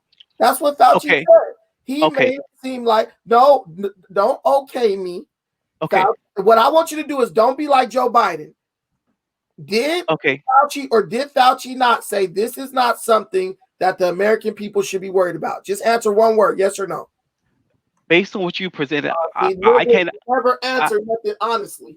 It's always an explanation. That's the fact I showed you. Wait, can you allow me to respond to you? Listen, I have no problem admitting when I'm wrong or wherever the case may be. I'm not disputing what you said. If what you said is correct, I acknowledge I'm wrong. So can you give me a timestamp on that as well? Can you provide the timestamp in there for me? Look, they just told you January 21st, 2020. January 21st, 2020. Okay, you got me right there. I stand corrected. Now, I take ownership for that. Wait a minute, but wait, tell me this. Go ahead. Now ask me with this one question. What is Donald Anthony Fauci's role in Trump's White House? What is his job? He's heading the task force. He was the top doctor over at Medical coronavirus. advisor. Wait, Yeah, she's medical advisor. So correct. you're gonna tell me that a guy who got on TV and said this is nothing to worry about, really secretly behind closed doors was like, Trump, this is a disaster. You need to really do something about this. No. Okay, Brandon. Donald Trump was given misinformation by Anthony Fauci, so he was like, it's no big deal. Don't worry about it. Okay, Brandon. The same information that Joe Biden, who also worked with Anthony Fauci in the White House, would receive. Everybody was given the same information, bro. And let me tell you what's crazy. And I know y'all remember this. And I know you, Crypto Black, remember this. Do you remember when Trump tried to post a projection of the dates of his response to the coronavirus? And when he did it, what did CNN do, Crypto? What did CNN do when he tried to do that at that that update, that State of the Union address? They switched to commercial. Then said, how dare he waste taxpayer dollars to try to attack the media and prove his innocence about the way he handled COVID-19. If Trump did not handle COVID-19 properly, why didn't they just let him do his timeline, then say he's lying? Because look, this guy right here clearly didn't do none of this on these days. You have been sensationalized, my friend. You are operating based on false information, and because you don't look for objectively at the information, you are now on this show. What you say does not change that. What Trump told Barb. Hello. Yeah, you just can't accept the truth. Oh no. Oh no, I accept the truth. What you say doesn't change that. What Trump told Bob Woodward is different from what he told us, the American people. When the summer arrives, the virus will burn off. Right. From the temperature. I heard that one too. We heard that one too. Okay, that's Dr. Fauci. So you're gonna so one day you're gonna wake up and there's gonna be hair on your chest. And you're gonna start going based on the facts of what this man said versus what you wish he said. No, so here's the thing. Your accusations against Trump can be accurate. Fauci gave the president false information because he works for China in the World Health Organization, is bought out by China. So they gave Trump misinformation, and Trump, being president, believed him. So he said a bunch of stuff, and now you guys are trying to put him on the hook instead of looking at the real enemy, China, World Health Organization, and Fauci. Can you please address that? And what made it so political with CNN, when Trump was coming there every single day with doctors, and we all seen it. He came there every day with doctors, and the doctors talk most of the time, and he came out there, and when his numbers start going up, CNN actually stopped airing it for like a week or two. It got so political, and they actually stopped airing it because people would start to listen to him. People started liking him. Start looking at leadership. I mean, it's so political, man. It's not even funny. So, Brandon, you know what I'm saying? Brandon, yes. I would like to apologize to you because I said some things that were not incorrect. I need to go back and research some of this information right now because this was not something that I saw in my research. All I know is from what Bob Woodward told Trump was not the exact same thing that he told us. We did not get that same information. When he was talking about the virus when he told Woodward that the virus 5 times as deadly as the flu, that's not what we got. That's not the information was fed to us.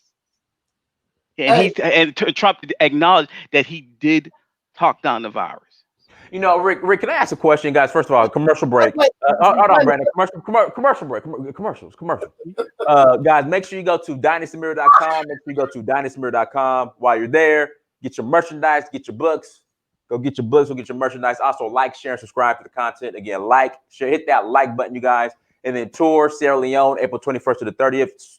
April 21st through the 30th. We're going to Sierra Leone. If you want to join us, hit me up. You know what's crazy, Brandon and Rick? I'm going to address it to you. You know the number of my friends who were voting for Biden simply because Biden good, Orange Man bad, who voted early and now are regretting voting early because of last night's debate. And let me tell you what they're upset about. One girl said she did not know that Joe Biden made this comment about racial jungle or calling black people, black men, young black boys, super predators. She said she didn't know that. I had another guy who said he had no clue that it was Obama who made those cages. So Rick, it's just weird that a lot of people are just Well, voting, and it just kind of it supports the argument that a lot of people are just voting over emotion. Like he had no well, clue. He was like, "Oh well, my God, I thought Trump was against immigration. I can't believe it was Obama that made those cages." I'm like, Brian, dude, we've been known this for years. Like literally, we've known this for years now. Dine, Years. Dine, Go ahead. Diners, Go ahead. couple of things. Nothing Brandon said or nothing that I heard is going to change my where I'm the way I'm going to vote. Okay. Um. Typical. Yeah. So Yeah, but that's what I'm and saying. Rick. Let um, finish, Brandon. Let me finish, Brandon. Let me um, finish. Okay, go ahead. and then the second thing you said super predator. I think the only person that I've heard that said super predator or has acknowledged to say that was Hillary. Joe Hillary's on said it record too. saying super predator. Okay, so Biden said it too. It Said came it out his first. Years huh? back. Biden said it first. Said it on the senator floor. He said it on the senator floor. Okay, he said okay, okay, cool, okay, cool, okay. Um, you made me aware of that. So in terms of Trump, I'm sorry, I have so many other issues with him aside from his mishandling COVID. And additionally, I keep going back to what his handling as far as downplaying the virus and not being proactive in dealing with the virus.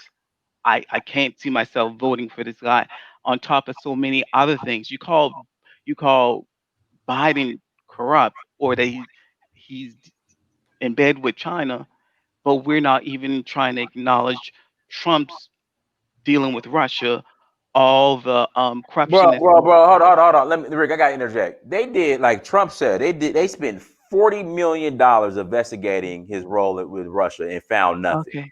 When Well, he no, no, no, first, no, no. hold They on, found stuff. one second. When Trump first got inaugurated, last year, you don't understand how many of my friends, oh, he's gonna get impeached. He's gonna get impeached. Oh, first 6 months, he's gonna be out of there. They're gonna Russia, they're gonna find the collusion. Okay. I'm just But saying, bro. It's just okay, Diners. I mean, they didn't find anything or in terms of the outcome. He wasn't found guilty or associated with collusion or whatever the case may be. There But was in no terms of his collusion. That's what they said. okay, I view collusion as a little bit differently. When you giving your polling results to Russian people so they can work with you to influence the public.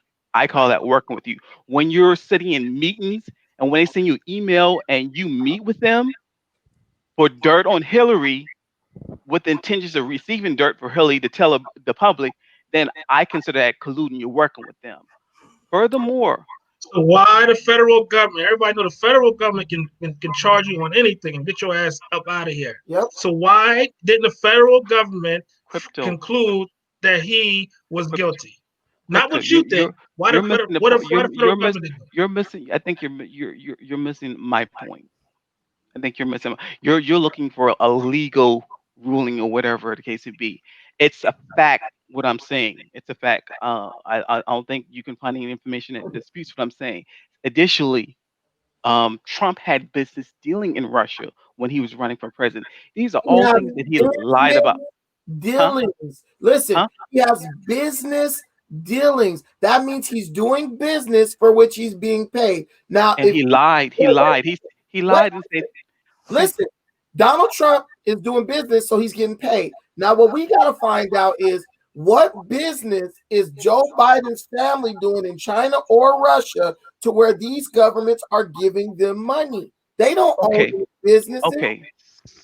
We So, can be Rick. We can be brothers if uh huh. you allow true facts to influence what you do. But if you can walk straight, if you could step over facts like doo doo on fresh cut grass and go right on into ignorance and do something crazy, why Brandon, we among Brandon. Here, look, Brandon. Can I get that?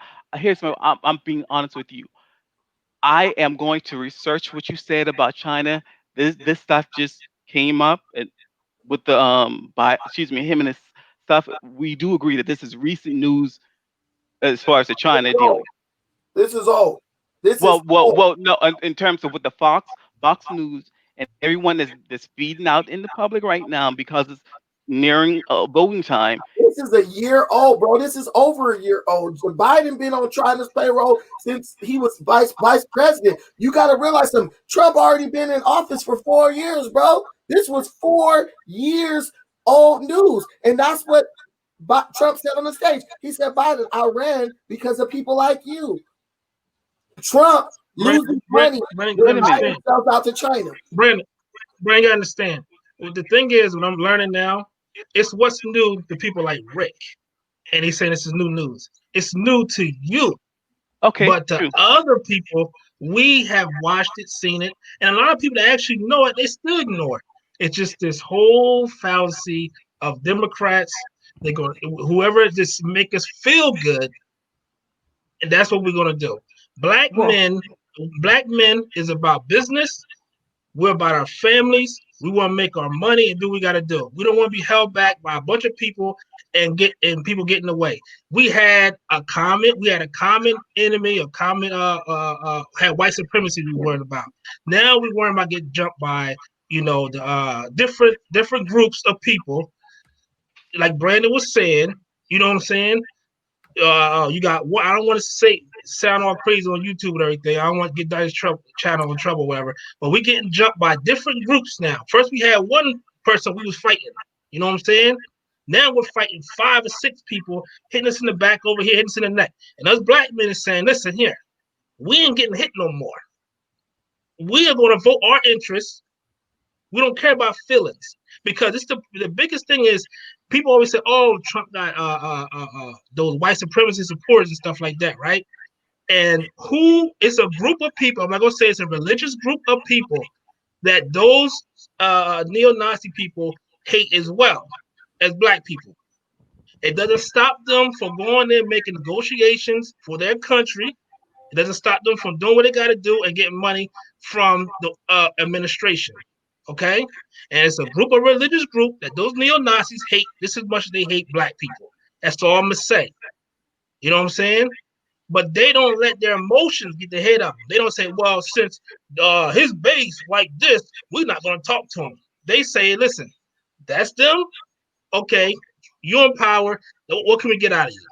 And they got what they got, which no president ever did before. They got what they got. And also here in the States, they're getting more and more and more and more business deals and more money. They get money for their schools, their own schools that they get. But we always over here on the motion. I don't care. As long as I get something for my people and what makes us better. I don't live with him every day. I don't live with Trump every day. But I live with my people. I live around my people. I watch my people suffer. And I want them to get better. Because I know they're smart enough, they're brilliant enough, intelligent enough, and we're naturally gifted. Crypto. On everything. Crypto. What you're talking about is called asymmetrical warfare. That's when you're being attacked from all sides and you don't know who's attacking you. All the other groups are attacking us. And what we're doing is instead of attacking back and instead of fortifying ourselves, we keep on begging them for handouts. Like somebody said in the comments, I don't care about white supremacy. I care about economics because the only way you're going to get equality in anything on earth is if you have the money to pay for it. That's why you see Indians, Mexicans, Asians, white people love hanging out with them because you know why? White people know that they can make some money off of dealing with them. White people just look at blacks like dependents. And every time you vote for a liberal, you're saying, I'm going to leverage the future of my children on the hopes that one day this white man is going to give me equality. There's no such thing as equality. Either you better or you less, right? You less or you greater. So when you talk about all this stuff, oh, well, it's other things that I don't like about Trump. All you're doing is telling and Dr. Claude Anderson said the same thing. I had the honor of meeting that brother too. All you're saying is this: I'm going to vote based on something that I hope happens that I know will never happen. But if I vote for it, I'm going to sleep better at night. But this is the reality. Go look at the old black men and women in your community who did the same thing you're doing for 60 years before you. They are looking, kicking themselves. They with gray hair trying to join ADOS and salvage a check from the government with their last 5 years on earth. That's going to be us if we don't start operating based on policies instead of based on emotions. Rick, you're a smart dude. Don't be that way. Don't sell yourself out like that because you deserve better. But the problem with our people is we don't believe we deserve better than that. We believe that this mess that we accepted is the best we deserve. And I can't hand that mindset down to my children, and you shouldn't hand it down to yours. If you can't vote for Trump, just don't vote. Don't go sell your soul to Biden just because your feelings is hurt by something you think Trump did, which he probably didn't even do. Okay, well, I certainly hear you. Before it gets too late in the conversation, I want to publicly apologize to you, and that I said that you were incorrect about something. Someone just put that out there that I was wrong. You're right. I'm a man of my integrity, and like I said, I'm all about finding the truth and being truthful about things. So I have to first apologize to you on that on that, and that's to the floor, and that's to the room out there. So in terms of Republicans, Democrats, I find myself a little bit conservative in certain areas and liberals. Depends on on what the issue is. So that's why I'm independent. And Yeah, so be truly independent. If you're an independent, that means you're going to go with the facts and with the people who have the best policy. But be independent. An independent don't say, well, I'm just going to vote for Biden because, and then list a bunch of misinformation about Trump. An independent is in the middle because he wants to be able to choose with no obligation. You're an independent who's biased towards liberals. And I appreciate your apology. But all I'm going to say is this. What means more than an apology is knowing that there's another black man out there like Dynas Crypto Black who's going to go on the side of policy and what's best for our people. That means way more than any apology because I could say sorry while I'm shooting you in the foot. That's not going to help you. We just have to do what's best for the sake of our brothers, and the good thing about this situation is if you do what's best for the sake of your people, you actually going to be voting for what's right. It's not really a tough decision. It's just you were misinformed. You're not the only one. It's a bunch of people. But what matters is what we do once we learn that we were misinformed. Do we say, look, I don't know enough about what's going on. I'm just going to hold my vote, which that will benefit Trump. Or do we say, no, I got to vote for somebody and I can't vote for Trump because the TV already told me I can't do it. So I'm just double down on ignorant. That makes you a political chump. That makes you a person who's not even controlling your own mind. And I don't want you're a smart guy. Don't be like that. All right, 1 second. Mr. Research, go ahead, Mr. Research. Unmute yourself. Hey, I appreciate it. So I want to remind Dynas when you were still in West End. Can you hear me? Yeah, I hear you. When you were still in West End, we had a show where I was giving all this game on what was going to transpire. And we talked about the houses and we talked about the caste system, how I said to you, the great separation has already happened. You got too many people who are living like family minded, what the anti-blacks like to call pro-black now. And you got people who are selfish and independent. And what's happening is the selfish, independent people have an ideology that they can't even explain. They have an ideology of, I don't like this, but I want you pro-family people to protect me at the same time. That's not going to happen anymore because unfortunately, we got too many policies in play, no matter which side you want to blame. We got too many policies in place since the days of Reagan that have made it to where family blacks are going to protect each other. And single independent blacks, you're up for the slaughter, whether that be through taxes, whether that be through homelessness, which has happened. When me and Dinus talked years ago, it wasn't homelessness on this level. But you know what's happened since then? Immigration has rose so huge to where those people are sticking together. They don't care about the fact that their family member is not skilled. They don't care about the fact that the person from their flag country only know half of the computer book. They're doing what black people should have did a long time ago. It don't matter. You're ADOS. I got you. It don't matter. You're black like me, descendant of slave. I got you. See, that's not happening because we was on this mindset of what anti-blacks wanted us to think, which was you be skilled, and if you skilled, I bring you. No, that ain't how the enemy is thinking. So with that said, let's take and I'm gonna wrap up, but let's take a quick moment to understand everything that's happening. Sometimes when people, because I was told about this about myself earlier, sometimes when people are passionate about their information the way Brandon is, you guys might receive it, even with Mr. Research, as yelling or talking down to you. No, it's just we understand certain things from our from our viewpoint that you might not have experienced yet. I don't like Trump, but guess what? Trump did more than the Democrats have done for black men. I don't agree with some of the things Trump has done. But guess what? It's up to the Democrats to present a better argument, not just tell you got to go do it. This is what the real problem is. And earlier, when that brother was talking about Title 15, Dinus had to remind him, no, you're talking about Proposition 15. Dinus said, no, you're on a different topic. You talk about Proposition 22. That's the problem. We spend too much time, respectful to all the listeners, with educating you guys on what you don't understand yet. And it ain't that we trying to talk down to you. Once again, I don't like Trump. But the numbers for the Democrat are not as good as Trump at this point, period. So instead of being mad at Trump, and this is my final word, instead of being mad at Trump, instead of being mad at the people who are supporting this dude or the fact he lied and all this stuff, tell your Democrats,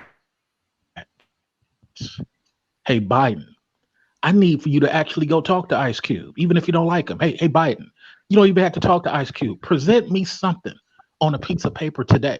Hey, Biden. And you know what they said? No, we'll get to that later. So what's left?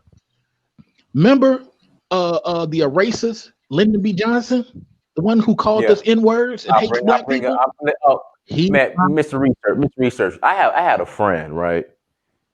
I mean, I just don't know what it is, man. So I brought up, so when people started criticizing Ice Cube, I said Martin Luther King Jr. sat down with Lyndon B. Johnson, one of the most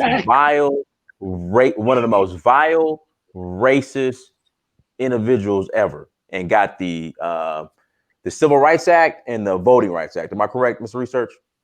Absolutely. Right. So what's your issue with Donald Trump? I had a friend. He said, well, Lyndon B. Johnson's not racist because he got Thurgood Marshall on the Supreme Court. And I said, bro, here's the fact. He's like, no, he's not racist. Wow. I was just like, so this is the mindset we're dealing with when we're dealing with. How about even better? Like, this is the mindset we're dealing with. Like he literally said that. He said he's not racist because he voted for Thurgood Marshall. He got Thurgood Marshall. How about this, Dinus? Imagine how about this, Dinus? Imagine if that black woman was successful at killing Martin Luther King before he got the civil rights thing passed. Well, you talking about the black woman that killed his mom? No, the black woman that tried to kill him. What was this? I don't remember that. What was this? Oh yeah, it was a black woman. She actually died in a nursing home recently. I will email you her name. She tried to stab this dude. Imagine if she had successfully did that. Because she heard he was cheating on his wife. Imagine if she had successfully did that before he got civil rights passed. See, this is the problem that Brandon is screaming. Black folks, even if you disagree, let's have a civil conversation. Come at me with something documented, some dates, timelines. We gotta stop. We gotta stop silencing each other and canceling each other when the information hits our ear and we don't like it. We have to at least vet the information so we can see how to respond to it. You can't respond to information before you know if it's true or not. And one thing we got to be realistic about, and I understand this, so I'm never mad at my people in America, at least. Reading comprehension levels in the Black community are extremely low. So Black people, we have to accept that when we say something to them, it's not that I'm trying to put people down, but we have to accept that sometimes they just really don't understand. When I was younger, I was a kid though, I didn't understand political language. It wasn't until I started, when I went to high school and I started picking up those books on my own, went to college and took political science classes and was excited about debating the white boys and proving them wrong in the class. That's when I started paying attention to research and information and going in depth so you can bring up points that they have no clue even exist. That's something that is a skill that you have to grow. You have to build that and learn it and nurture it. Most of our people don't have the time to do that. But back in the day, what we would do was we would trust certain people, right, to translate information for us, and we would follow that. What we're doing now is we know we have all the proof. Black people can't blame nobody but ourselves. We have all the proof that Democrats don't want us. I love Vernon Jones down in Georgia. He got on stage. He's a Democrat. He said the Democratic Party left us behind. No, Vernon Jones must be lying. He's a career Democrat, got elected as a Democrat, but all of a sudden, he's lying. We loved him yesterday, but today he's lying. Instead, we're going to go listen to Al Sharpton. You know what this guy represents. But when your comprehension levels are low when it comes to reading and stuff like that, you're going to fall for anything. That's why they suppress your education in your communities, because they're like, look, if they don't understand, just like that guy on Remember Coming to America, when the girl gave a heartfelt speech about the truth, and then the old career politician got on stage and said, "Watch this," and he went and started singing and talking on a E minor note, and everybody just got sucked into it. That's what Joe Biden is doing to you when he starts saying, well, we sitting at the table and you and your tires on your car are bald. He's saying things that you were experiencing, and then you start feeling like he relates to you. When's the last time Joe Biden changed the tire on a car? When's the last time Joe Biden sat at a table with his family on Christmas and somebody was missing? See, those are the dog whistles. The dog whistles he claimed Trump had, that's Biden with the dog whistles. So we just have to understand, when you are coming from low education systems, everything you hear, you got to triple and quadruple check it to make sure it's true. And that's the only way you're going to get the true facts in the end. But Brandon, they can read. They're on Facebook. They're on Instagram. They're reading posts and writing posts. You know what I'm saying? But the problem, no, this is what it is. It's like sheep. And most people, and I'm pretty sure all y'all can contest to this. Most people will say, well, my mama was Democrat, my daddy was Democrat, I'm Democrat. It doesn't matter. It doesn't matter. Somebody to say, look, I'm about to flood. And there's a lot of old people, and a lot of old people told me too. A few old people told me, they say, yo, I have never seen a president ever offer money, something specifically for black people. Never, ever. You know what I'm saying? They always say minority or people of color and women and looping everybody together.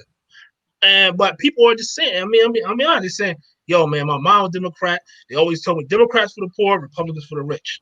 And that's exactly how it is. You know what I'm saying? So they don't even care, yo. You come to them and say, look, this person gonna do this for you, or they did this for you, and they're gonna be like, well, it don't matter because my mom, my grandma, they both Democrat, and my daddy both Democrat, so I'm a Democrat. So it don't matter what you say. Rick literally just said, oh, yeah, thanks for enlightening me. I was wrong, blah blah blah. But I'm still voting for Trump. I'm still voting for I can't vote for Trump. So after he said the reason why he's not voting for him, and he said, you know what, yeah, you're right. You know what, you are right, but I'm still not gonna vote for him. So it don't even make any sense. So now it's like, yo, you know what? I'm better off talk to a squirrel outside. Well, because it don't even matter. Hold on. Let's do this. Let's do this. Hold on. Okay, so we'll go back to Mr. Research, then Rick, then Crypto Black, then Brandon. You go ahead and close out. Yeah, we've been on here 3 hours now. All right, go ahead, Mr. Research. Okay. All right, so let's be fair for the people in the audience, because we got to revisit this. I see what people are typing. Go back to your local Democrats. Go back to your local Democrat. Forget Trump just for a second. Go back to your local Democrat and ask them, why is it Skid Row? Go back to your local Democrats and say, hey, look, we've given you guys money throughout the years.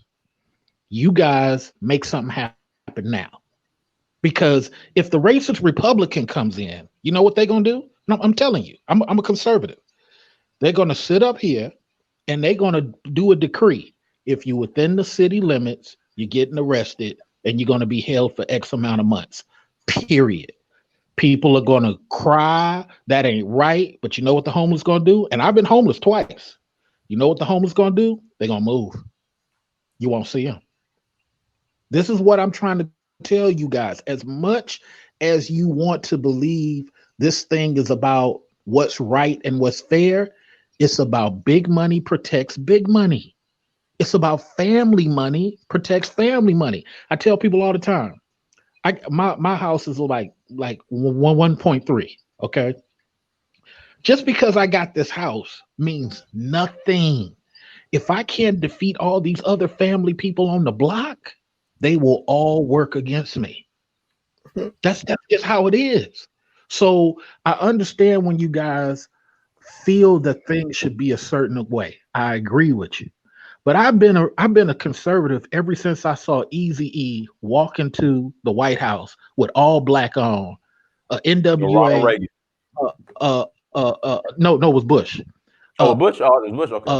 Okay.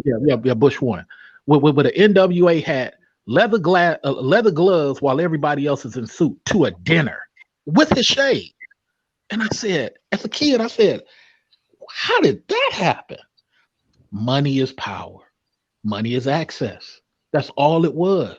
And from then on, I realized, like what we're trying to share with some of you guys. Stop acting like these laws and these policies don't exist. Go and find out why they exist. I told somebody about Title IV. Title IV in child support is to replenish the treasury. I blew King Sigma's mind. He said, "You kidding? Go look up Title IV." Oh my God. Exactly. Has nothing to do with money going to the kid.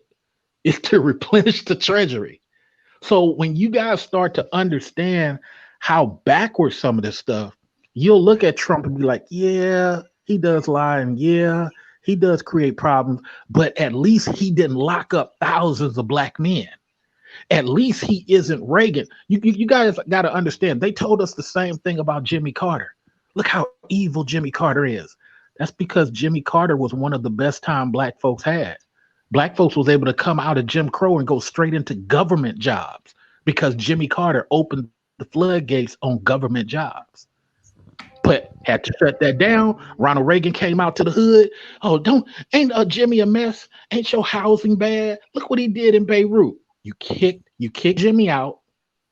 You let Reagan come in, and in 3 years, he tripled the immigration cards. He did the 1986 Welfare Reform Act, which said, I'll give you welfare if you're just one parent, when Jimmy Carter said you had to be two parents to get welfare. For all you black men who complain, you should have been down with Jimmy Carter on that. And the last point, he did no fault divorce. Now, this is all within 2 years Reagan did. No fault divorce, and he gave women the power over married taxes, which you guys know is head of household. So everything you guys complain about, that's how these things happen. And I wouldn't know that if I didn't investigate. I didn't get into this, oh, but he's a Republican and I gotta like him. No. What is the math? What are the dates? What are the documents? So thank you for letting me up, Dynas, man. And look, you guys, I understand. You feel how you feel. It don't matter who come in office, but remember this. Somebody got to pay for this bubble that's coming. There's a bubble. It has not been repaired. It's going to happen 22, 23. I don't care whether it's Biden or Trump. Somebody better take care of it. expand for those that understand the bubble that's about to pop. Like, I mean, go into a little bit of depth on Well, that. a couple of things, and I'll be quick because the other two brothers got to speak. Trump passed two things when he first came in that never got paid for. That's number one. He transferred to taxes, but at some point in time, it's going to have to be smoothed out with money. That hasn't happened yet because I say to people, this is not actually. Now, remember, I said I'm not a Trump fan. I just like math. This economy is actually not Trump's economy. It's the trajectory of Obama's because there's no policy on the economy that has been passed. But Trump still gets to claim it because it's under his watch. So it's still his, but he hasn't passed a policy to affect it good or bad. He just left it alone. So therefore it's his. What I'm saying is, gentlemen, there's been a lot of movement. And the great thing he did is with China. That thing was outstandingly great. But there's these bubbles that he created. He got to smooth them out. And if that doesn't happen, California houses are already dropping by 150,000. Really? Yeah. I got a house right behind me for $699. 4 bedrooms. It's coming, fellas. It's coming. They're moving to Wyoming and everything, and Arizona and Texas. Yeah, it's going to bottom out. Like I don't mind Trump staying because if he stays, that means he has to fix it. But if Biden gets there, everybody's just going to blame Biden for it. And it's like it don't work like that. So there's always a 2-year gap every time somebody does policies. It's a 1-year gap if you do an executive order. It's a 2-year gap if it goes through Congress. If the House fights it, it's a 3-year gap. So if I put out a policy today, the House fights it. It takes 3 years before it truly works its way through the system to you people here and there. And again, I've been in politics since 1986, man. So I'm already hip to the game.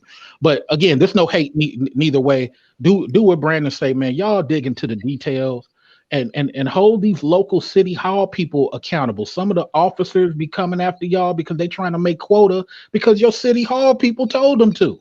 So come on, you just can't blame presidents over everything. I say this with much love, Black family. Thank you. And thank you, Diners, for letting me speak. No problem. All right, Crypto Black, then Rick. All right. Yeah, all I want to say is, man, guys, we have been very loosened with what we want. We have let people take advantage of us. We have got, and we've been very loving. It's time that we get selfish. It's time that we start thinking about our kids that's in child protective services, that's locked away, that haven't seen their parents in years, that's U.S. citizens. And it's time for us to start really embracing the family and start learning that we had to start making some money together. All right. And all I'm going to say is go to usdebtclock.org and see exactly what's going on with this country. And guys, if that shit don't scare you half to death, I don't know what else will. But I appreciate it, Dinus, for letting me on your show. I'm about to go back to trading. Brandon, I appreciate everything you do as well. Rick, I appreciate you as well. Guys, we have got to change. Oh, man, we fucked. All right, guys. Y'all have a good one. All right, peace. Go ahead, Rick. Okay, yeah, I just have a few statements. To Crypto Black specifically, I'm fully capable of changing my position on things if I'm provided the information, and I will do some further research. Thanks to my brothers on the platform. The second thing is, I would just have one suggestion to the platform: is more balanced on for both sides. I hear a lot of criticism of the Democrats, but don't hear a lot of criticisms of the Republicans as if they don't have any flaws. And lastly, I did check the Biden quote in terms of super predator. He never said super predator. He said predator. So just wanted to clarify that he never said super predator. He said predator on the quote. All right. Thank you, guys. All right, no problem, Rick. All right, Brandon, go ahead, man. Hey, I just want to say that Joe Biden, you go to this guy's website, you ask him, you look up what he's going to do. Basically, it's the typical rhetoric. The Biden plan for America will not nothing specifically promised, but it will advance the economic mobility of African Americans.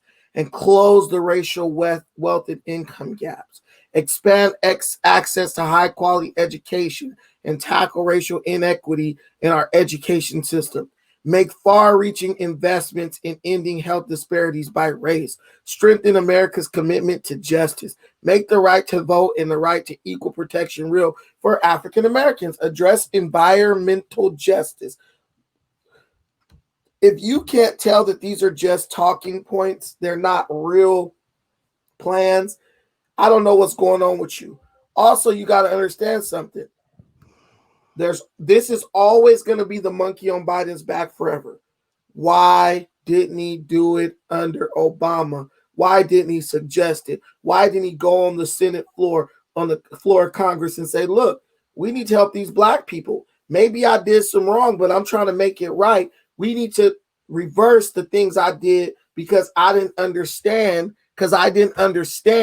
right, that what I was doing, right? No, he's not going to do that.